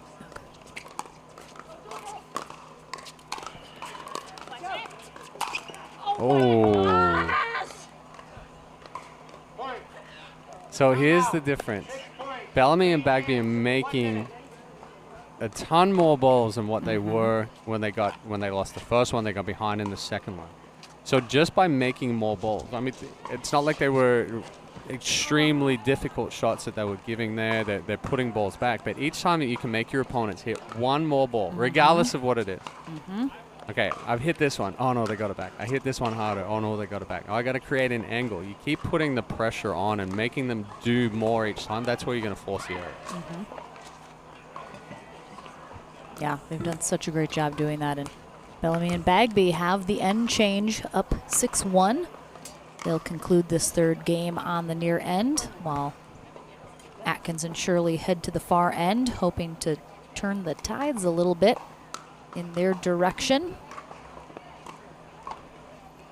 Otherwise, Bellamy and Bagby on the fast track right now to the winter bracket final. Yes, ma'am. You are serving at 6. You're in the correct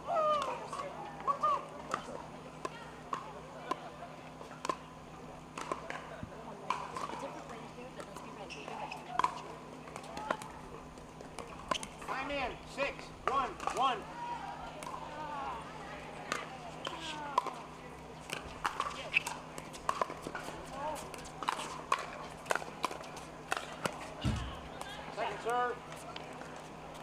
Better job by Shirley and Atkins, putting a little bit more pressure on. It looked like Bagby tried to pull her paddle back on that one. I mean, she was a good foot inside the line doing so.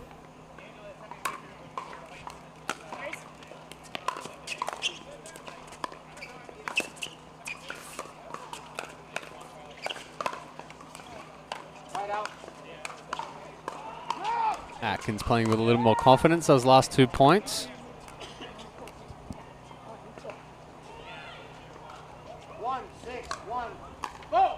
Oh. Uh-oh. Oh my gosh, that was such an aggressive fault call. He scared me. Wrong server. Now serve. Nope.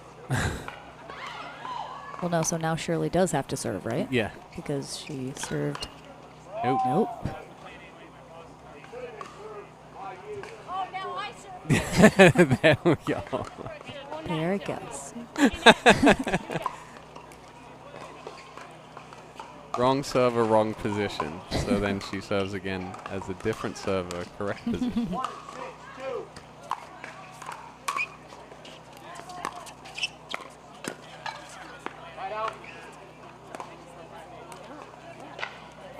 I think Atkins better off letting Shirley take that one. She'd already started moving, so she got caught with her feet still moving and overextending. Very tough to get that ball back.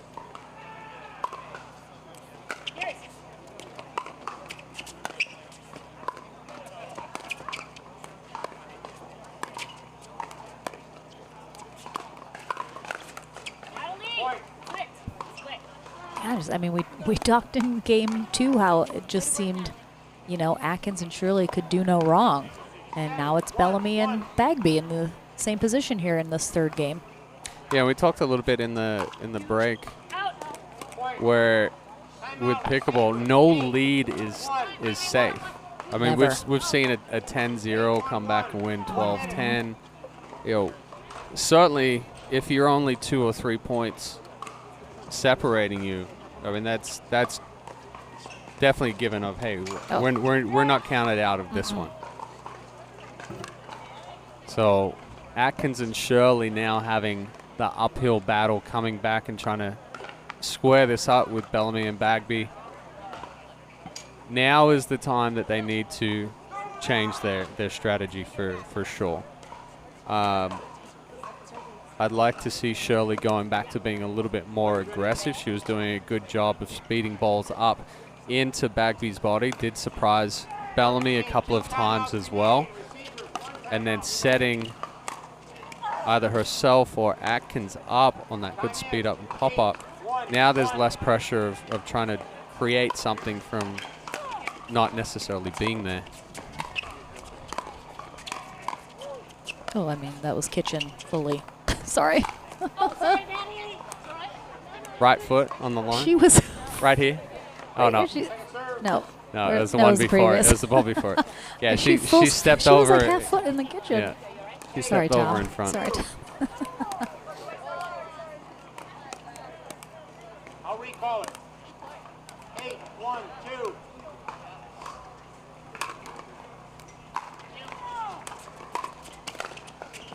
Nope. Yeah, Atkins has pushed a couple of those long here in this third game. Yeah, so they're trying to keep him back, but yeah, doing a good job of putting the ball down at the feet of Bellamy and Bagby earlier, but now, wow. But now we're seeing Atkins balls floating. The paddle face is open more. She's trying to push them even further back rather than just putting the ball in front and allowing them to take that step back and pushing themselves back.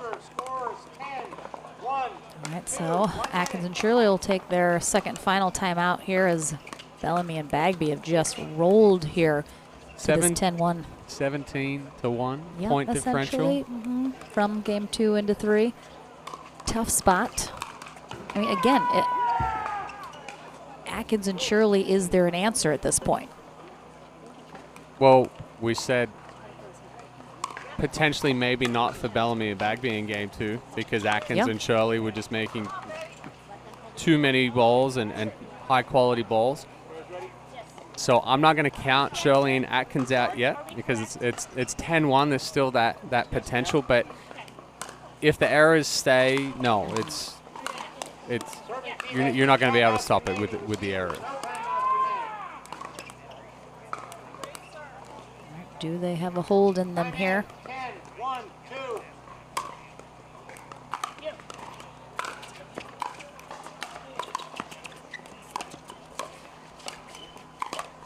I mean, yeah, it really, this third game was a game of unforced errors, no question. Yep.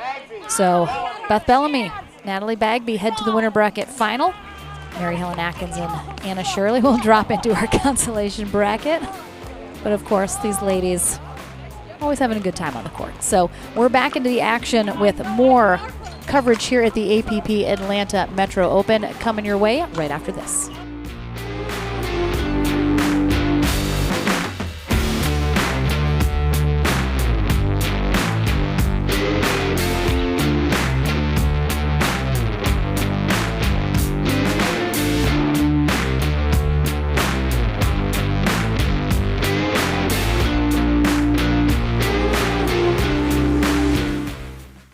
Consumer Cellular has the best customer service. They care about the customer. The best price with best quality. The prices, the coverage. The coverage is great. It was the same, if not better. Consumer Cellular provides the exact same premium coverage as the nation's leading carriers for half the cost. Switch to Consumer Cellular and get talk, text, and data starting at just $20 a month. It's like 4 scoops of ice cream for the price of 1. Switch today and get a 100% risk-free guarantee. Call or go online.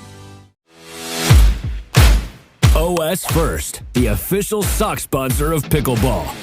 Stay in the game with OS First socks with purpose and compression bracing designed for comfort, injury prevention, and improved recovery. OS First is the official sock brand of USA Pickleball and the PPA Tour. Visit www.thepickleballsock.com to learn more.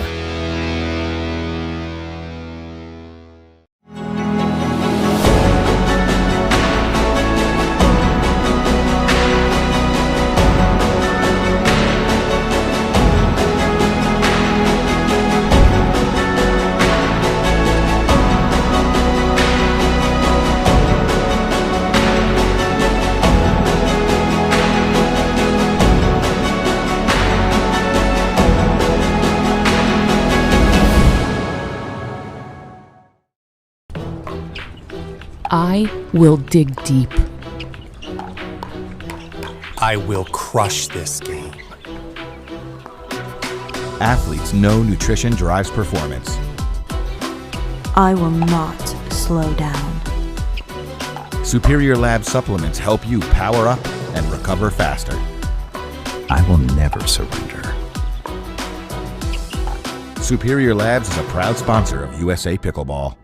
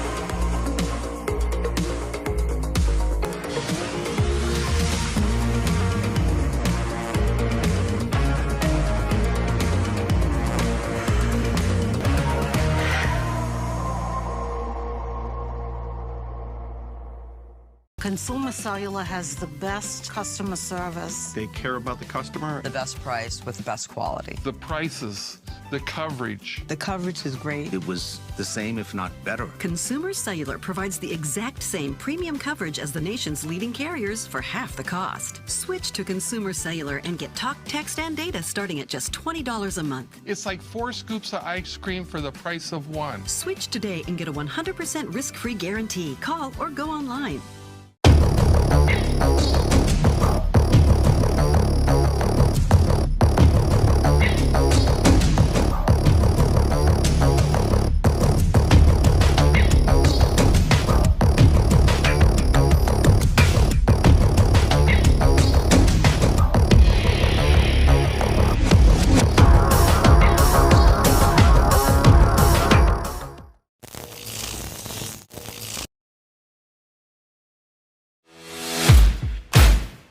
OS First, the official sock sponsor of pickleball. Stay in the game with OS First socks with purpose and compression bracing designed for comfort, injury prevention, and improved recovery. OS First is the official sock brand of USA Pickleball and the PPA Tour. Visit www.thepickleballsock.com to learn more.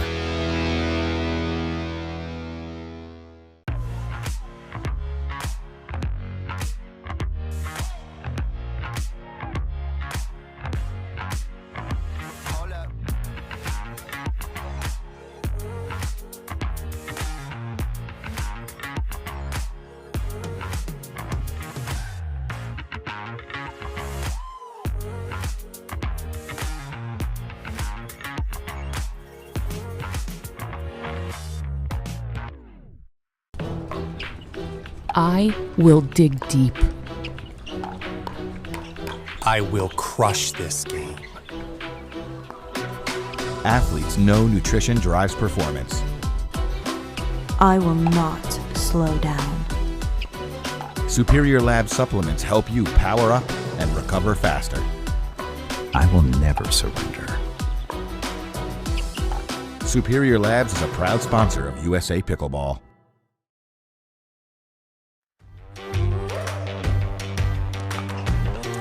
Welcome back to the Atlanta Metro Open, another APP event.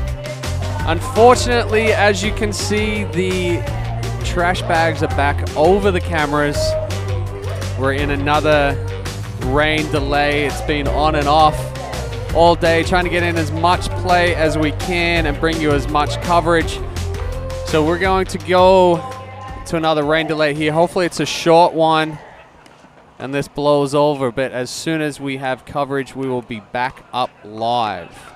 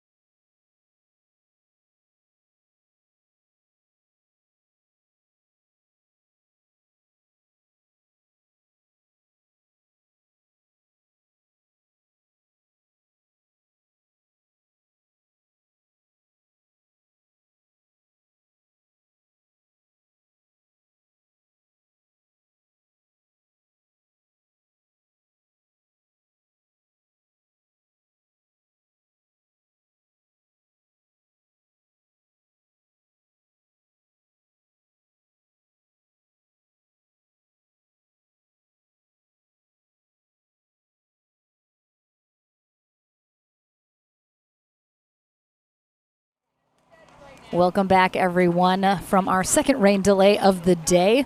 Might not be our last, though, as it's starting to spit again. Our senior pro men already scuffing their shoes on the court. So we might not even be getting into this. But we did have on deck our men's senior pro winner bracket final here, but I don't think they're going to play. Oh, Scott Crandall doing a little moonwalk along the line. He needs to work on that a little bit. I know, he just said through. Yeah, it's too slick. Yeah, otherwise just glide right across there. All right, so never mind. False alarm. I tried. Jose, definitely blaming Chad. It was your fault the last time, so we'll just keep sticking with what's working. Yes. But we were going to have Scott Crandall and Jose DeRisi taking on Rick Witskin and Dane Gingrich. Both of them had really close 3-game matches in the semis to get here into our winner bracket final. But again, looks like we're taking a short break, and just to keep everyone at home updated, we are playing through our pro bracket. We moved all of our amateurs indoors to our backup indoor facility, so they've been playing all day, working through their brackets as normal. Our pros have continued to play as well. There are 4 covered courts here on site, so we've been kind of slowly working through some of those matches on court. So even though we have been in rain delays, our pro brackets are still working their way through. There's only 4 matches left to go. I'm not sure if we'll be able to get any of those back on the stream given the weather. If not, plan to join us tomorrow, though. We're back in action again, probably early. We'll try and keep you posted on social about when and where we're coming live. But we have our men and women's doubles tomorrow and championship Sunday on Sunday, of course, here at the Atlanta Metro Open. But we're going back, unfortunately, to a rain delay. And hopefully we will be able to get a couple more matches for you at home before we sign off for the day. But if not, hopefully we'll see you tomorrow. So thanks so much for being patient and joining with us when you can. Hopefully we'll be back to the action soon. But for now, we'll see you in a bit.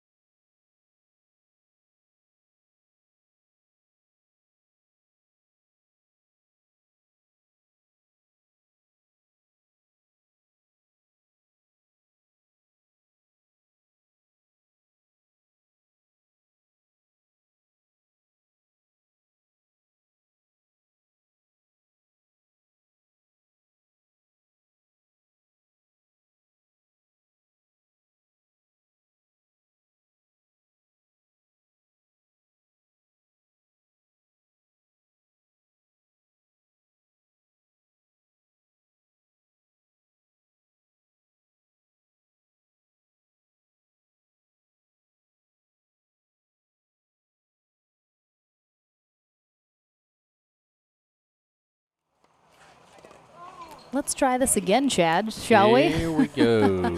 All right. We are just kicking off after that, luckily, very brief rain delay here into our winner bracket final match in our Senior Pro men's doubles. We have on the near end Scott Crandall on the right, Jose Derisi in the white engaged shirt. They take on Dane Gingrich in the red and Rick Witzkin in the white on the far end. As I mentioned, winner bracket final, so winner will head to gold, loser heads to bronze. Melissa Owensby is our USA Pickleball Certified referee. Lauren McLaughlin and Chad Edwards here on the mic.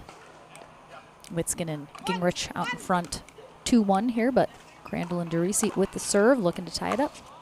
Yeah, already seeing Gingrich and Witzkin putting a little bit of pressure on Derisi and Crandall.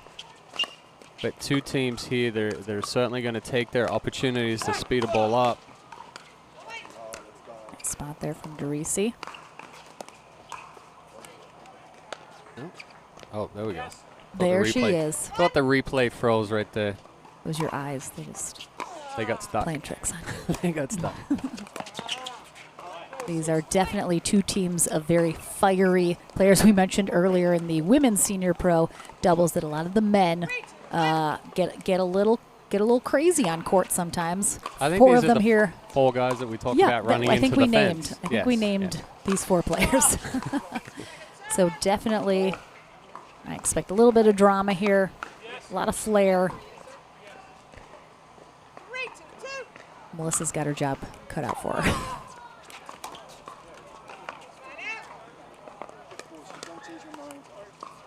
Yeah, Derisi telling himself not to change his mind on that one. You saw it just kind of roll down his paddle, hit the bottom of the net.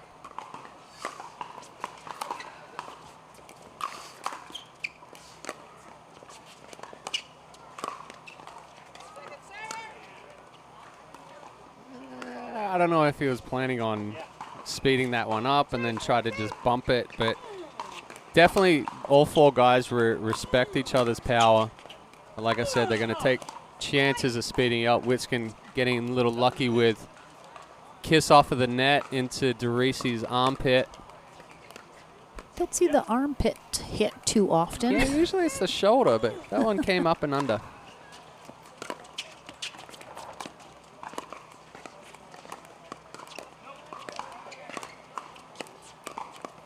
Gingrich and Witzkin switching up their stack a little here.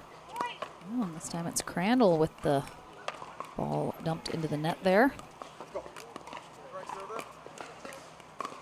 A little tentative from Crandall.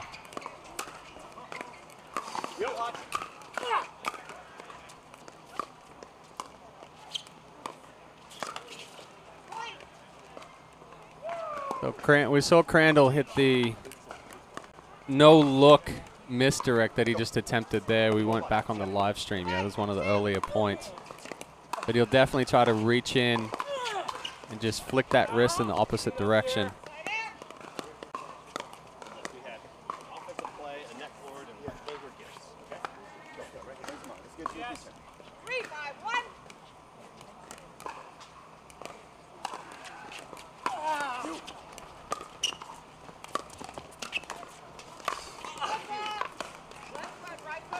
Oh, we got a kitchen Right call foot. here. Yeah, right toe. That toe.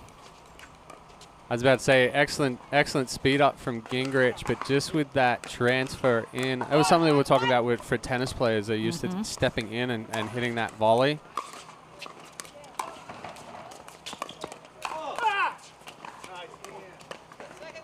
Hit it!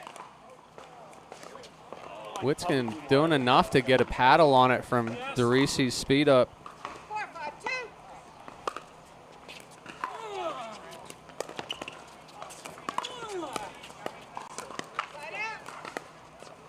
Good change of direction from Witzkin. Held it like he was going to go down the line, and then just a topspin roll to Crandall's backhand.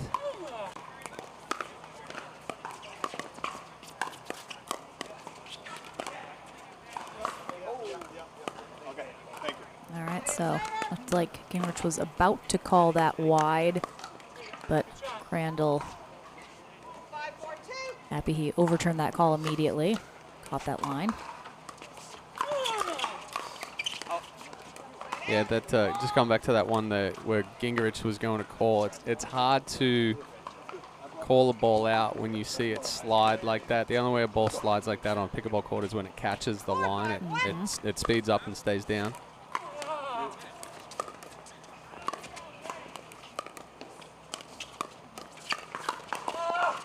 Great kick from Witskin.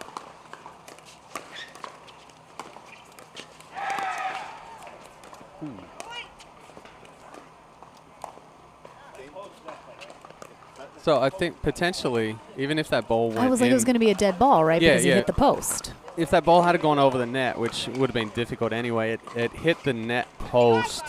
So the net post is dead. If it hits the net cord that stretches over the post, it's a live ball.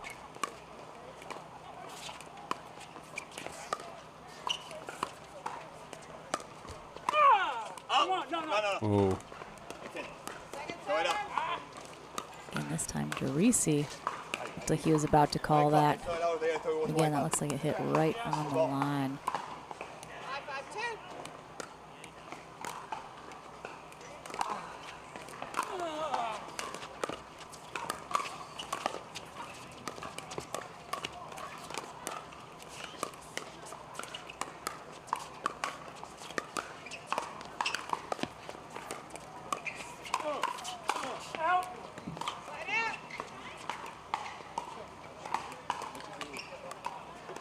So Derisi and Crandall just having a little discussion there. Crandall stepping in and taking a forehand dink that was in front of Derisi, and it kind of puts both of them out of position when he does that one. So just discussing to respect each other's positioning and forehand. A pancake Ernie. He got so far over there. Yeah, that was unusual. Well done, though.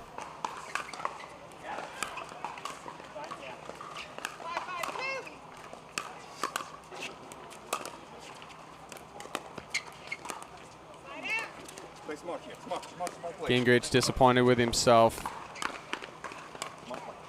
Started moving a little too soon, so when we don't have that solid base for the drop, not much behind it.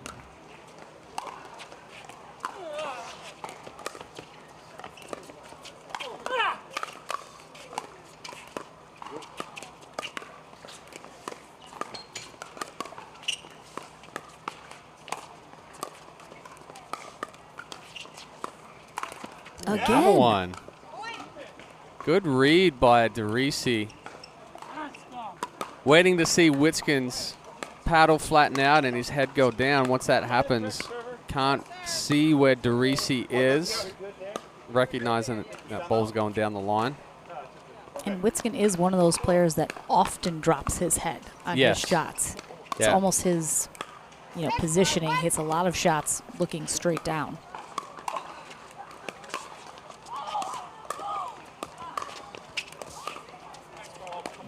Yeah, going back to Witskin looking down at you. You always, people talk about, hey, watching the ball all the way to the paddle. Typically, it doesn't happen like you think that you do. But Witskin, while that head drops, he tries to follow it all the way to the paddle, and it's a benefit. And when somebody's trying to earn you, a little bit of a negative.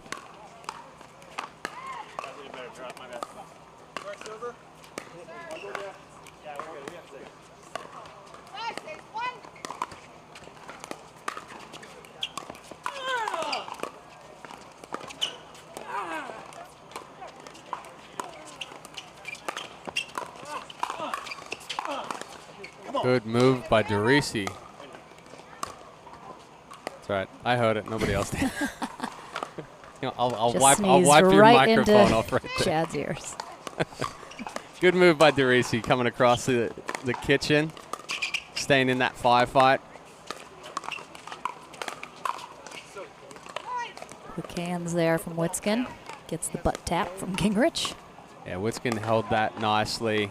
Made it look like he was going soft, and then just a quick flick of the wrist. And again, we've talked about it for the matches that we have been able to cover today. the key to a speed up is to use it as a setup shot, not to anticipate that that point's going to be done straight away. Certainly some players on the senior pro side and pro side that the kind of players that you kind of wish you could give style points to. There unfortunately aren't any, but like Rob Cassidy we mentioned earlier, certainly one that deserves some style points. Witskin doing his best on the senior side. Oh yeah. He'll Dorisi a little upset about the luck of the net caught and landing in the baseline, but yeah, Witskin is very audible, and he actually, if you listen to his noises, the decibel level and pitch depends on how hard he's going to hit it. But he'll also get down on the court and beg for a ball to land in. That ball just floating a little bit deep off of Gingrich's paddle. A little too much extension. Last second he decided to reach in and take that.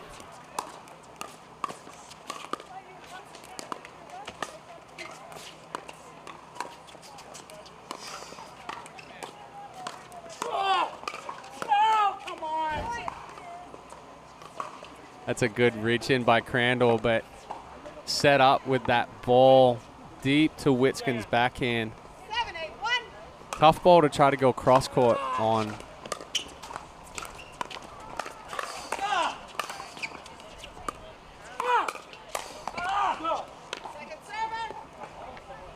Better job by both Witskin and Gingrich on that fast hand exchange.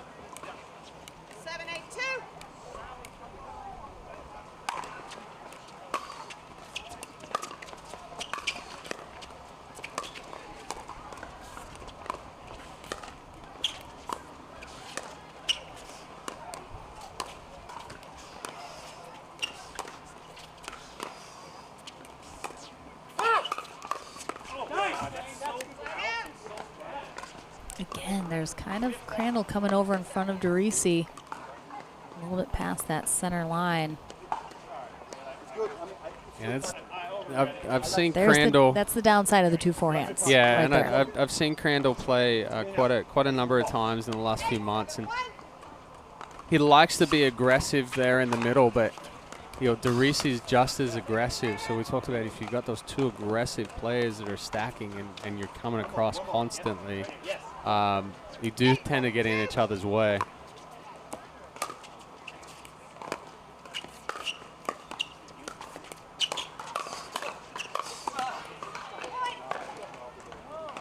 Nice and smooth from Dane Gingrich with the 2-hand backhand.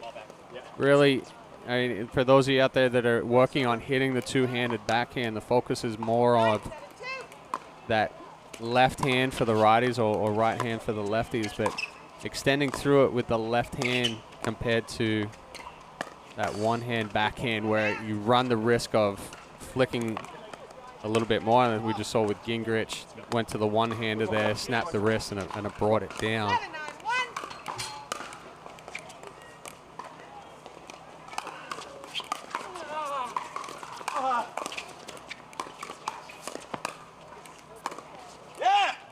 Oh, nice little move there. Dorisi down that sideline. Yeah, he sold that with the body. Stepped across, closed it off like he was going back cross court, and then a little change of the angle of the wrist and pushed that one down the line past Gingrich.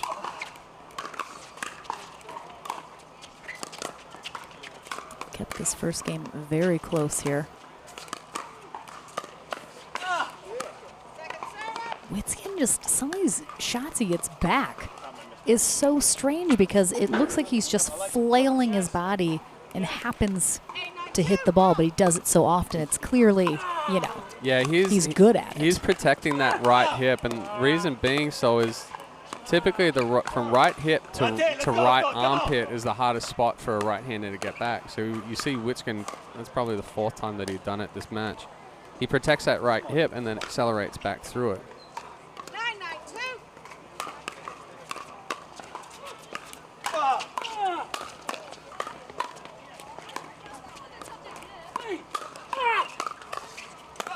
Ooh, all right. Well, wasn't double trouble that time. They had 2 shots where it's both of them. Not even sure who hit that one. Teresi wasn't upset about that because they came out on top. Because they won that point. If Crandall had to miss that, now we got some issues.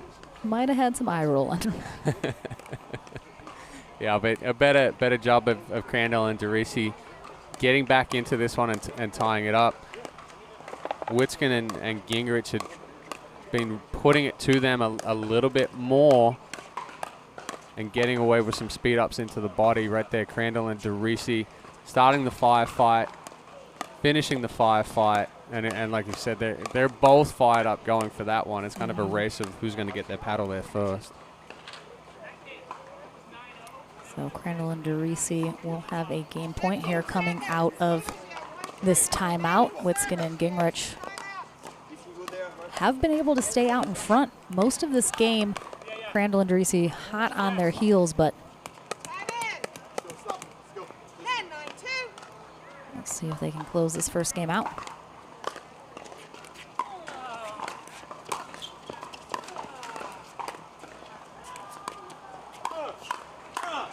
And they can. Nice little shoulder bump. Congratulations. So I expect we'll have another pretty close game too. Possibly going to a 3. We'll see. We'll find out. Back into the action here at the APP Atlanta Metro Open right after this.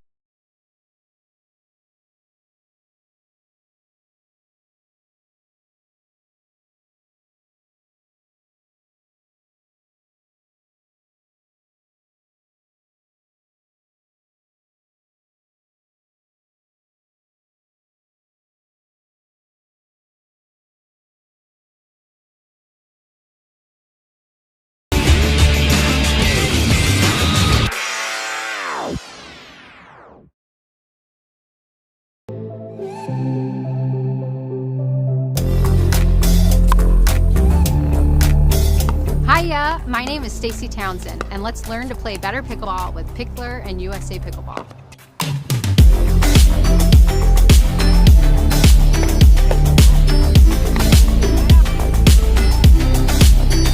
Learn to play better pickleball for free with Pickler and USA Pickleball.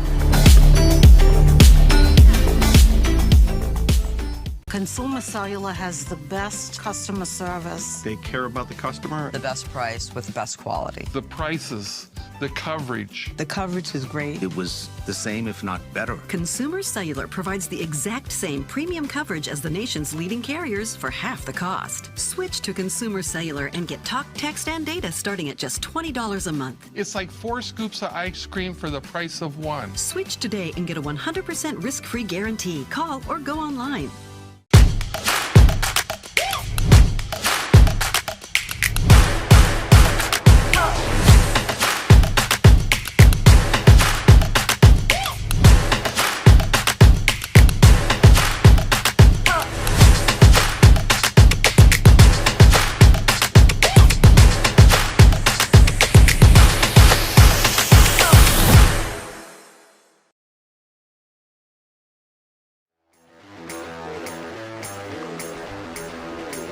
Our senior pro men's doubles are on court here at the APP Atlanta Metro Open. Game number 2 here in our winner bracket final about to kick off. Scott Crandall and Jose Teresi on the far end, taking game 1 11-9 over Rick Witskin and Dane Gingrich on the near end. Melissa Owensby, our USA Pickleball certified referee, gets us into the action here in game 2. Lauren McLaughlin and Chad Edwards are the voices you're hearing. That was a big misdirection attempt from Crandall. Probably going to go out. Gingrich not taking the chance and putting that away anyway.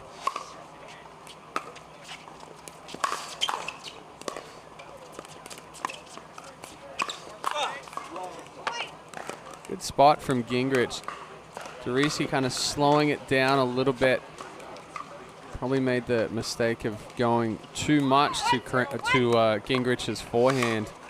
And then Gingrich coming back across the body, speeding that ball up through the middle. He misses it.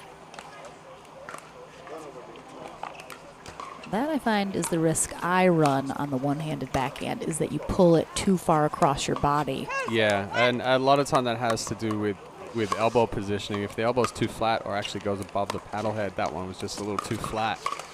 You know, the angle as you go forward, it takes you across the body. So if the hand can stay above the elbow and it straightens out, then you go straight. But definitely, that's the big miss for the one-handed backhand, is that pull across the body.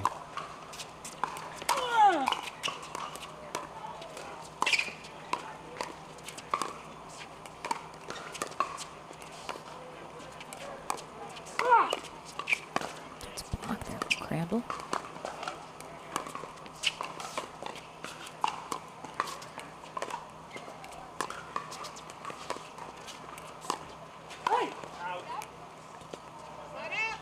Good leave there from Crandall.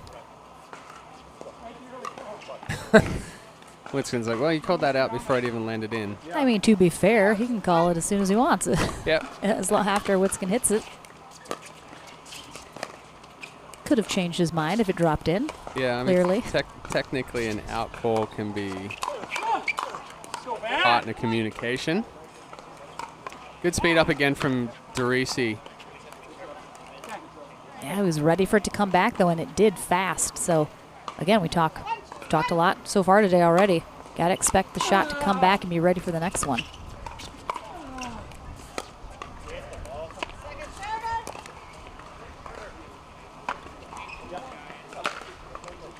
Gingrich and Witskin switching up positions on that last one. Probably going to switch up here on this one. Let's give a different look.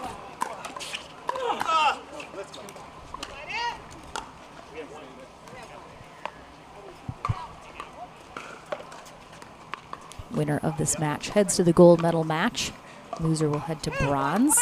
Our senior pros will play through their gold medal match each day. Come on, how many? Again, not happy about that net cord.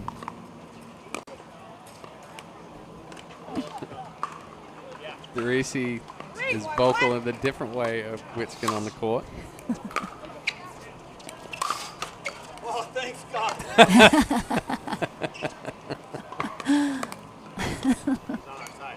The net giveth and the net taketh away.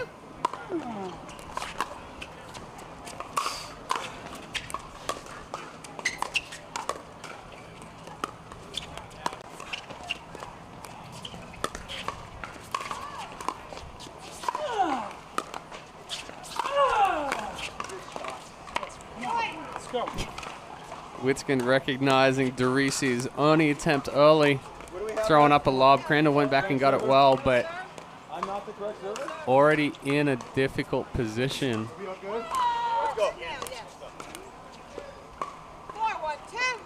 It's Gingrich again with an early lead here in game 2. Can they maintain it, though?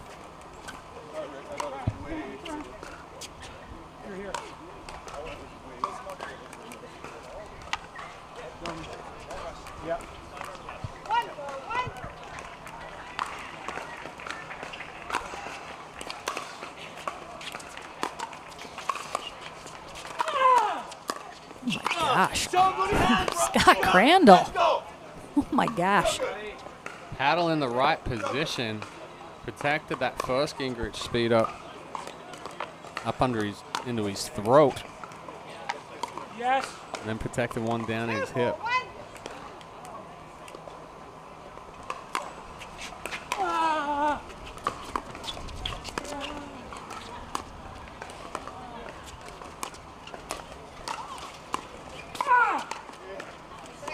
Easily stays in. It's like Crandall thought it was sailing a little bit longer as he got out of the way of that shot.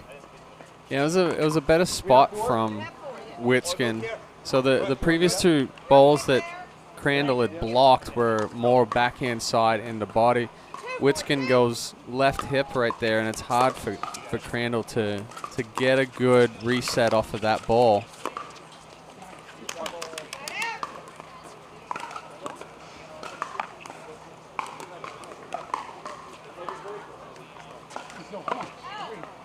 All four of these guys talk to themselves so much after every point.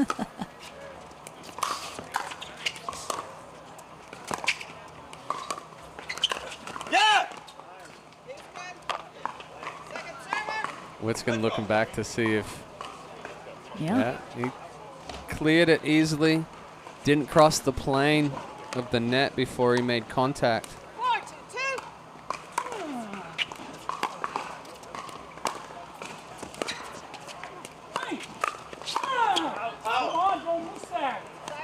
That one definitely sails along, so Crandall making the right decision that time, getting out of the way. Almost took his ear off on that one. Witskin's always looking to draw a little blood. Oh, too good.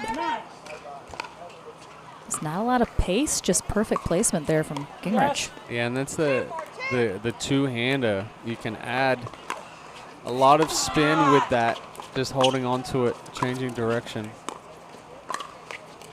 Now goes with the one-hander up into Crandall's body, paddle head underneath, roll from bottom to top of the ball.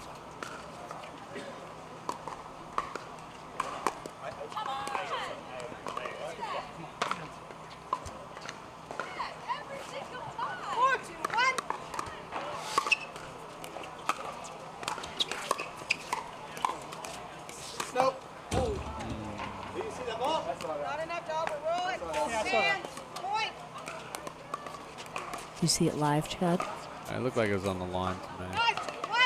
Yeah, it does look like it caught it also.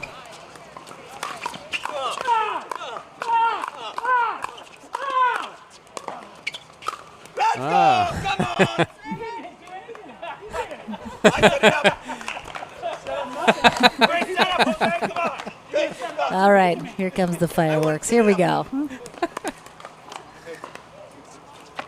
It's good telling Therese he didn't do anything in that one.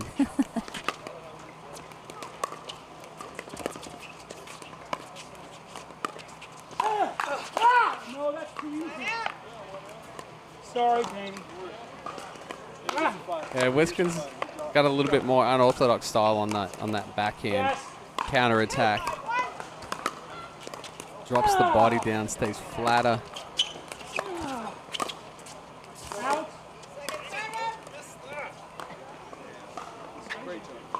Unnecessary change of direction from Crandall, trying to go back behind Gingrich.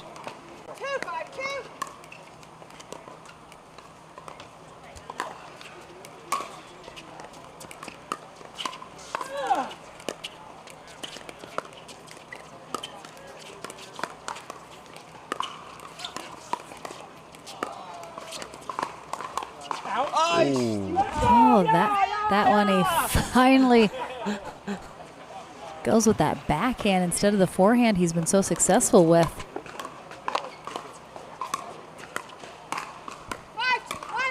Witskin having a little bit of fun on Therese's expense.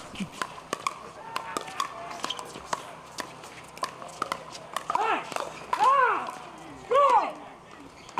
don't know how he hits that. Like the whole body never drops understand. down.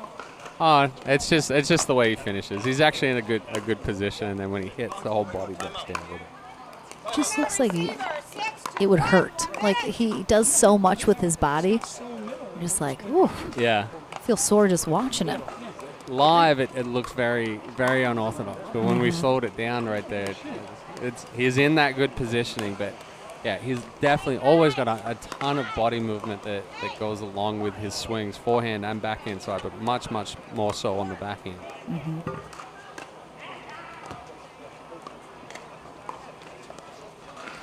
Do I dare take the sweatshirt off? Every time I take the sweatshirt off, it starts raining. Don't do it, Chad. Don't do it for the sake of all of us. Starting to sweat a little bit. Oh, no. I mean, it's the small price you pay to keep us all dry. Well, you're the one sitting next to me, so if I start stinking, I'll have to slide out of the booth. All right. I'll let you know. Like, Chad, it's time to move away. So Witskin and Gingrich pulling away just a little bit here. Looking to force this to game 3. So far, they've done a good job of keeping DeRisi and Crandall off balance.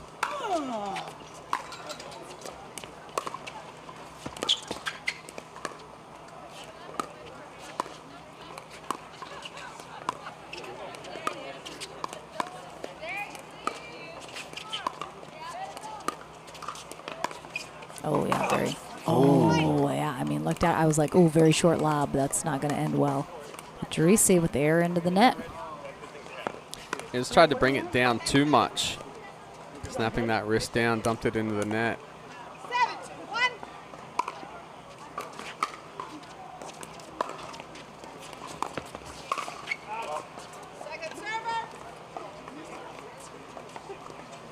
A little wide, a little deep.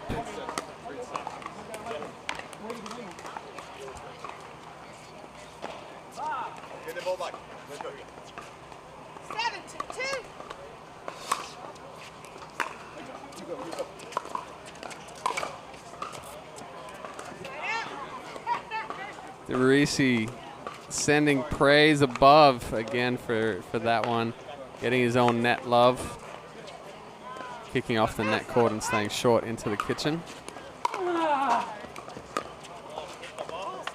Game one definitely much closer on the scoreboard than the second one has been. Witskin and Gingrich haven't pulled away quickly. They're sort of methodically putting these points on the board here, and Crandall and DeRisi stalled out a little. Yeah, we've seen a lot more unforced errors for Crandall and DeRisi in this one. Gingrich, nice two-hand backhand roll, catching the line.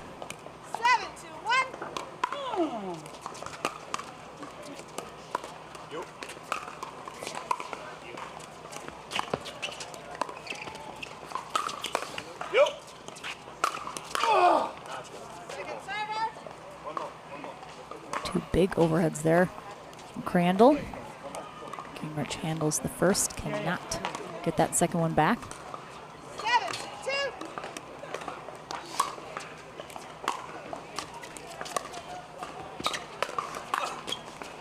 Yeah, Crandall and DeRisi, they're getting the stops here, but they got to convert on their serve here onto the scoreboard. Otherwise, it's all for naught. Yeah, Witskin and Gingrich are getting a point at a time each service game, but like you said, Crandall and DeRisi stalled out.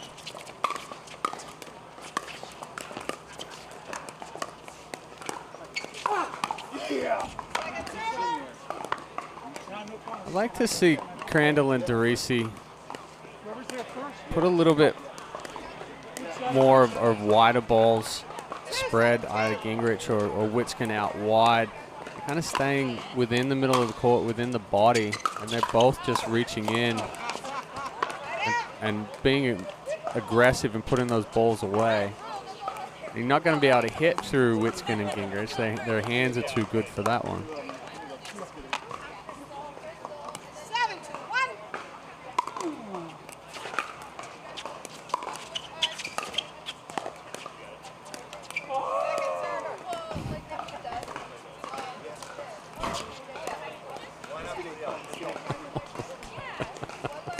Who's he playing to? What audience is he performing for? I don't know who he was looking at right there. Potentially himself.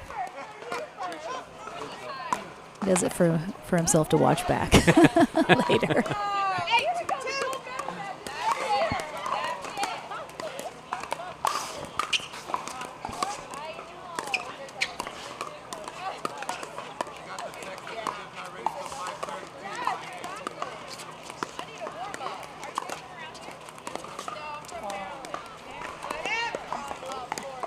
Better job by DeRisi and Crandall.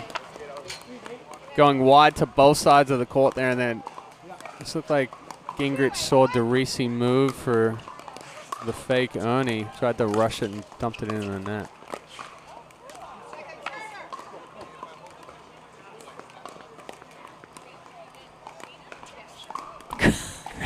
Was he gonna he wanted to punch the sign. He wanted to punch the railing over there.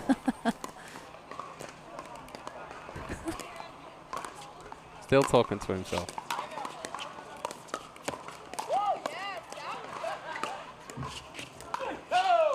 Ooh. Grant almost threw himself in front of that.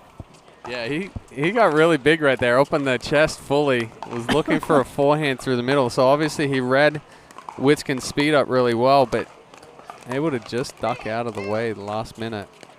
It's a really good recognition to be able to pull off of that when you're sort of already looking to be engaged. Oh, boy. Yeah. If you Crandall actually overran that one. Didn't have to move as much, but completely takes himself out of position.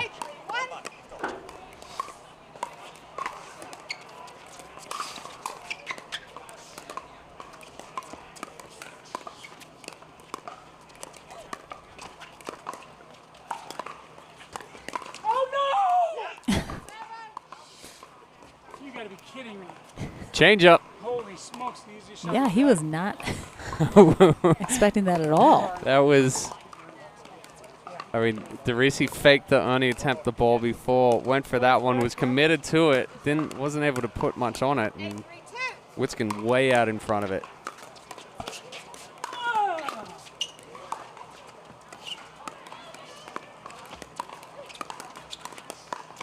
Yeah, DeRisi really trying to rock those Ernies.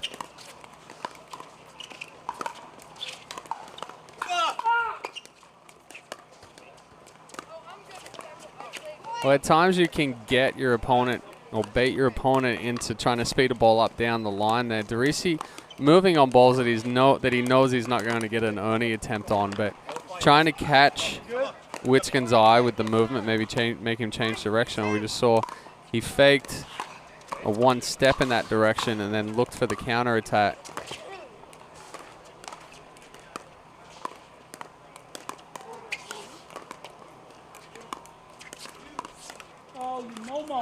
Momo. And again, we talked about, Witskin and Gingrich just ever so slowly putting those points on the scoreboard, up 9-3 here. Crandall and DeRisi just have not been able to convert. Ooh, misses that. Did he miss it?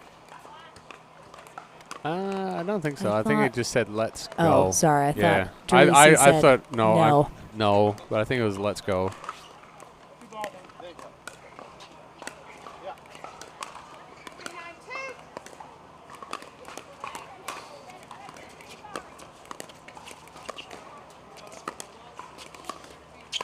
Oh, sorry.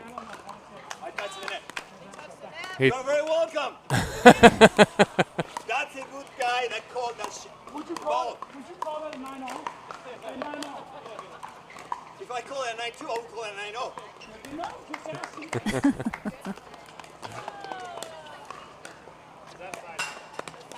DeRisi barely getting a paddle on that, but does and keeps it in. Yeah, but he touched the net, so that's what the discussion was right there. So Witskin was asking, would you call yourself on touching the net at 9-9? DeRisi saying if I call it at 9-2, then I would call it at 9-9. So we actually had something similar in Chicago last week with Andre Daescu, and we had temporary nets that were this thickness, but they had a big net, a big foot on the net post.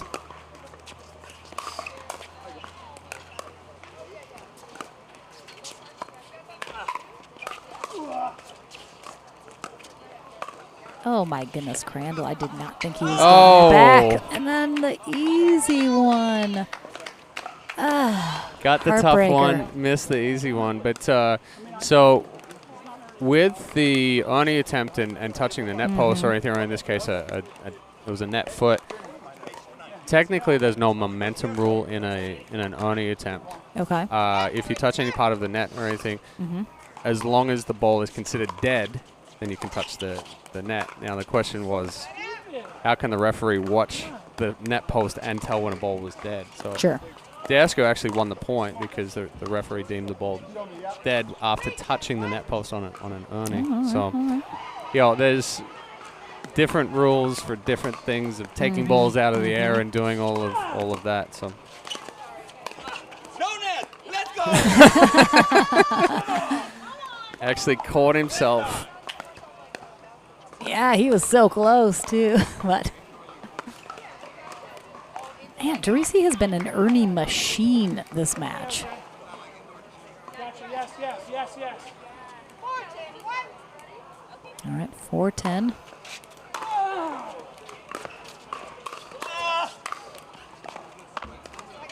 Too good from Gingrich. Taking that ball early, rolling it down to Derisi's feet, getting that next ball to pop up.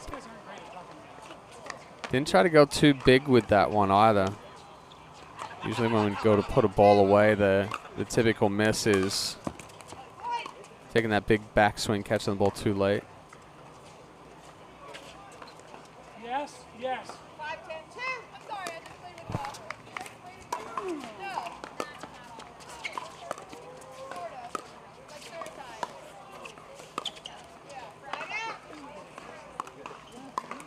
Not sure if that skipped on the kitchen line. It looked like it took a funky bounce there. Yeah, the way Crandall was looking down at the line, I think that's potentially what happened. He rubbed the line when he stepped over. See if there was any slickness on it. Game point here for Witskin and Gingrich, and they will get it. So game 3 in our men's senior pro doubles winner bracket final is coming your way here. Hopefully we can keep it in. Oh, Eddie. We'll be back into the action right after this.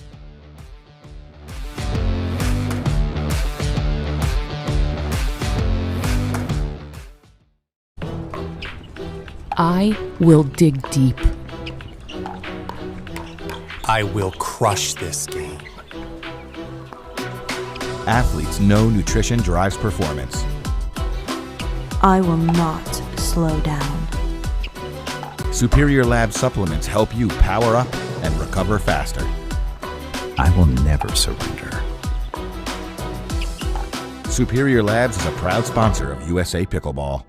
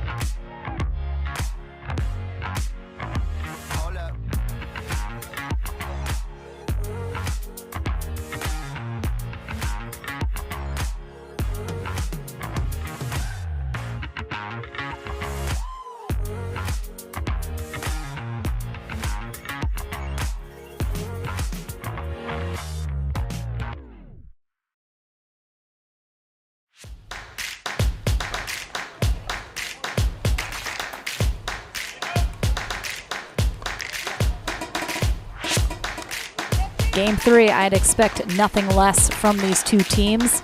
Here in our men's senior pro doubles winner bracket final, Rick Witskin in the blue, Dane Gingrich in the red on the far end, taking on Jose Derisi in the white shirt, Scott Crandall in the gray. Splitting games 1 and 2. They will switch ends at 6 in this third and final game of this match to decide who goes to gold and who goes to bronze.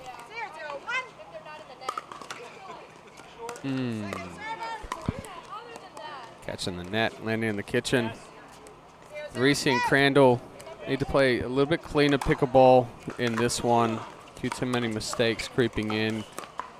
Witskin and Gingrich definitely putting the pressure on them in game 2.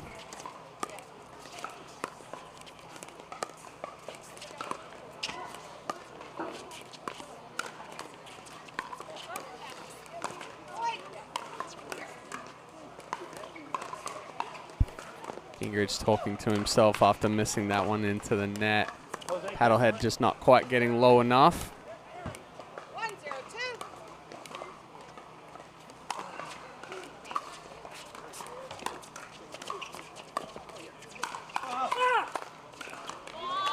Good hands. Again, there's that block from Witskin.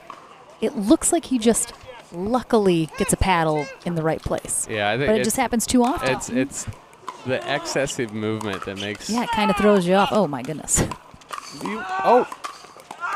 It's not quite. Oh my gosh. Yeah, the excessive movement makes it look like he's caught by surprise every time that counter attack happens. It's all just a lie, though, Chad. He is ready.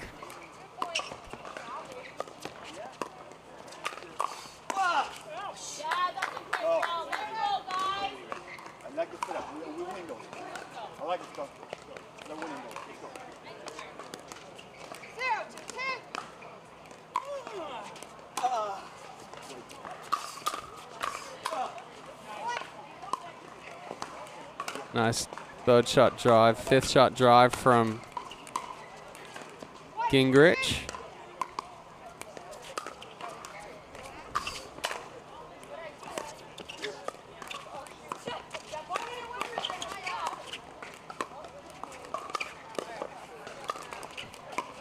Great pickup from Gingrich on one knee.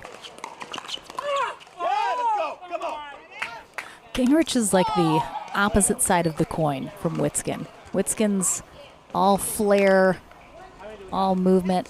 Gingrich very controlled, very deliberate in the way that he hits his shots.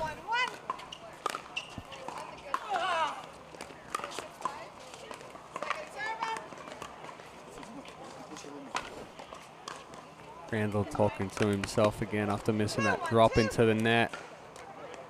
Telling himself to stay through it just a little bit longer. Cutting across the body too much. Oh, come on. Come on. We have a shot. Come on. Yeah. 3, 1, 2.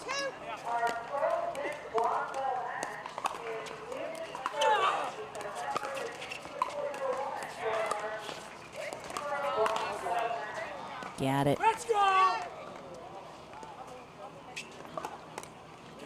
don't know why he looked over here and said, let's go. But Witskin looked over here in the booth and said, let's go. I'm pretty sure that Crandall's ball was wide. But around the post nonetheless.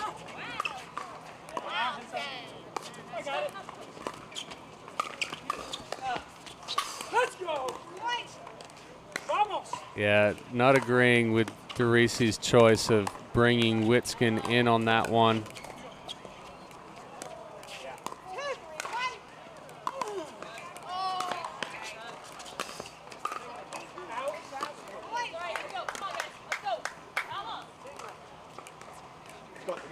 Tied at 3s. Looks so far to be similarly to game 1, a close game.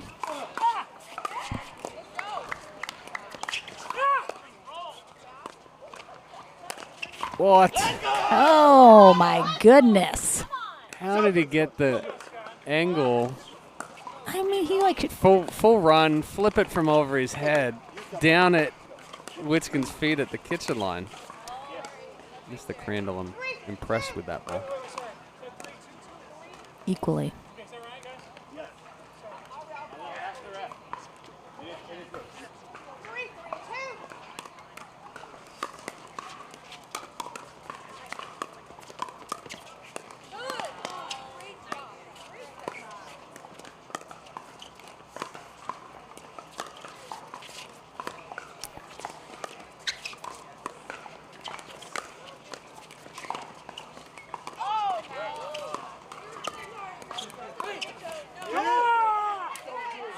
Surprised Crandall kept giving Witskin so much angle on that. Oh, I'm getting wet. Oh, Chad. It wasn't that good of a point. You walked me right into it. I walked you right into it. I had to. I mean, Eddie got me earlier. You got me this time. But yeah, Witskin was getting more of an angle from Crandall, and then Derisi tried to choose the time to Ernie, not the best one. Let's go! Come on! I Got a lot of stare downs going on now. Well, and I just realized it's not to the booth here. It's to there's a young woman sitting here in the orange to the right, and she came in about halfway through game 2, and I think is friends with Jose Derisi. And she's been saying, "Come on, let's go, vamos." So now Witskin's staring her down and throwing it back at her.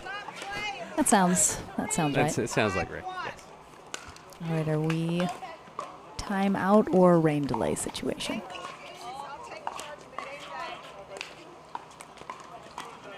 All right, I think we're calling the rain. Rain delay.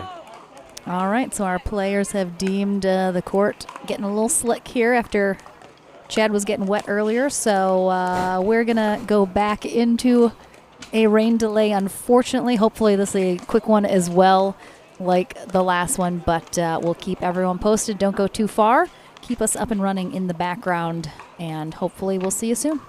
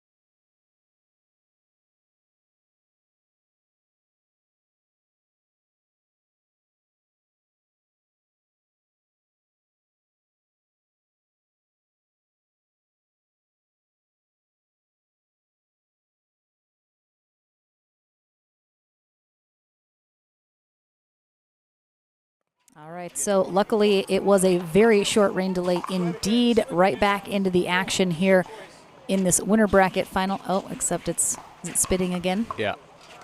Mm. And welcome back for welcome back. See you later. Bye. 35 seconds. All right, well, this is getting whiplash from how often we're coming back in and leaving immediately. Well, it was so nice to chat with you guys for these 15 seconds. Hope everyone is having a lovely Friday wherever you are. Send us dry thoughts to conclude our day. I think our pro bracket is just about done. They're in their bronze medal match. We're over on CC1 on ESPN Plus. Might have to move them under the covered courts, but almost done with their day. Our senior pros inching their way closer as well. So we'll probably take just a couple more minutes here to fully let this little shower pass through, and then hopefully back into the action to conclude this third game in our winter bracket final. But until then, I'll miss all of you greatly. We'll see you in a few.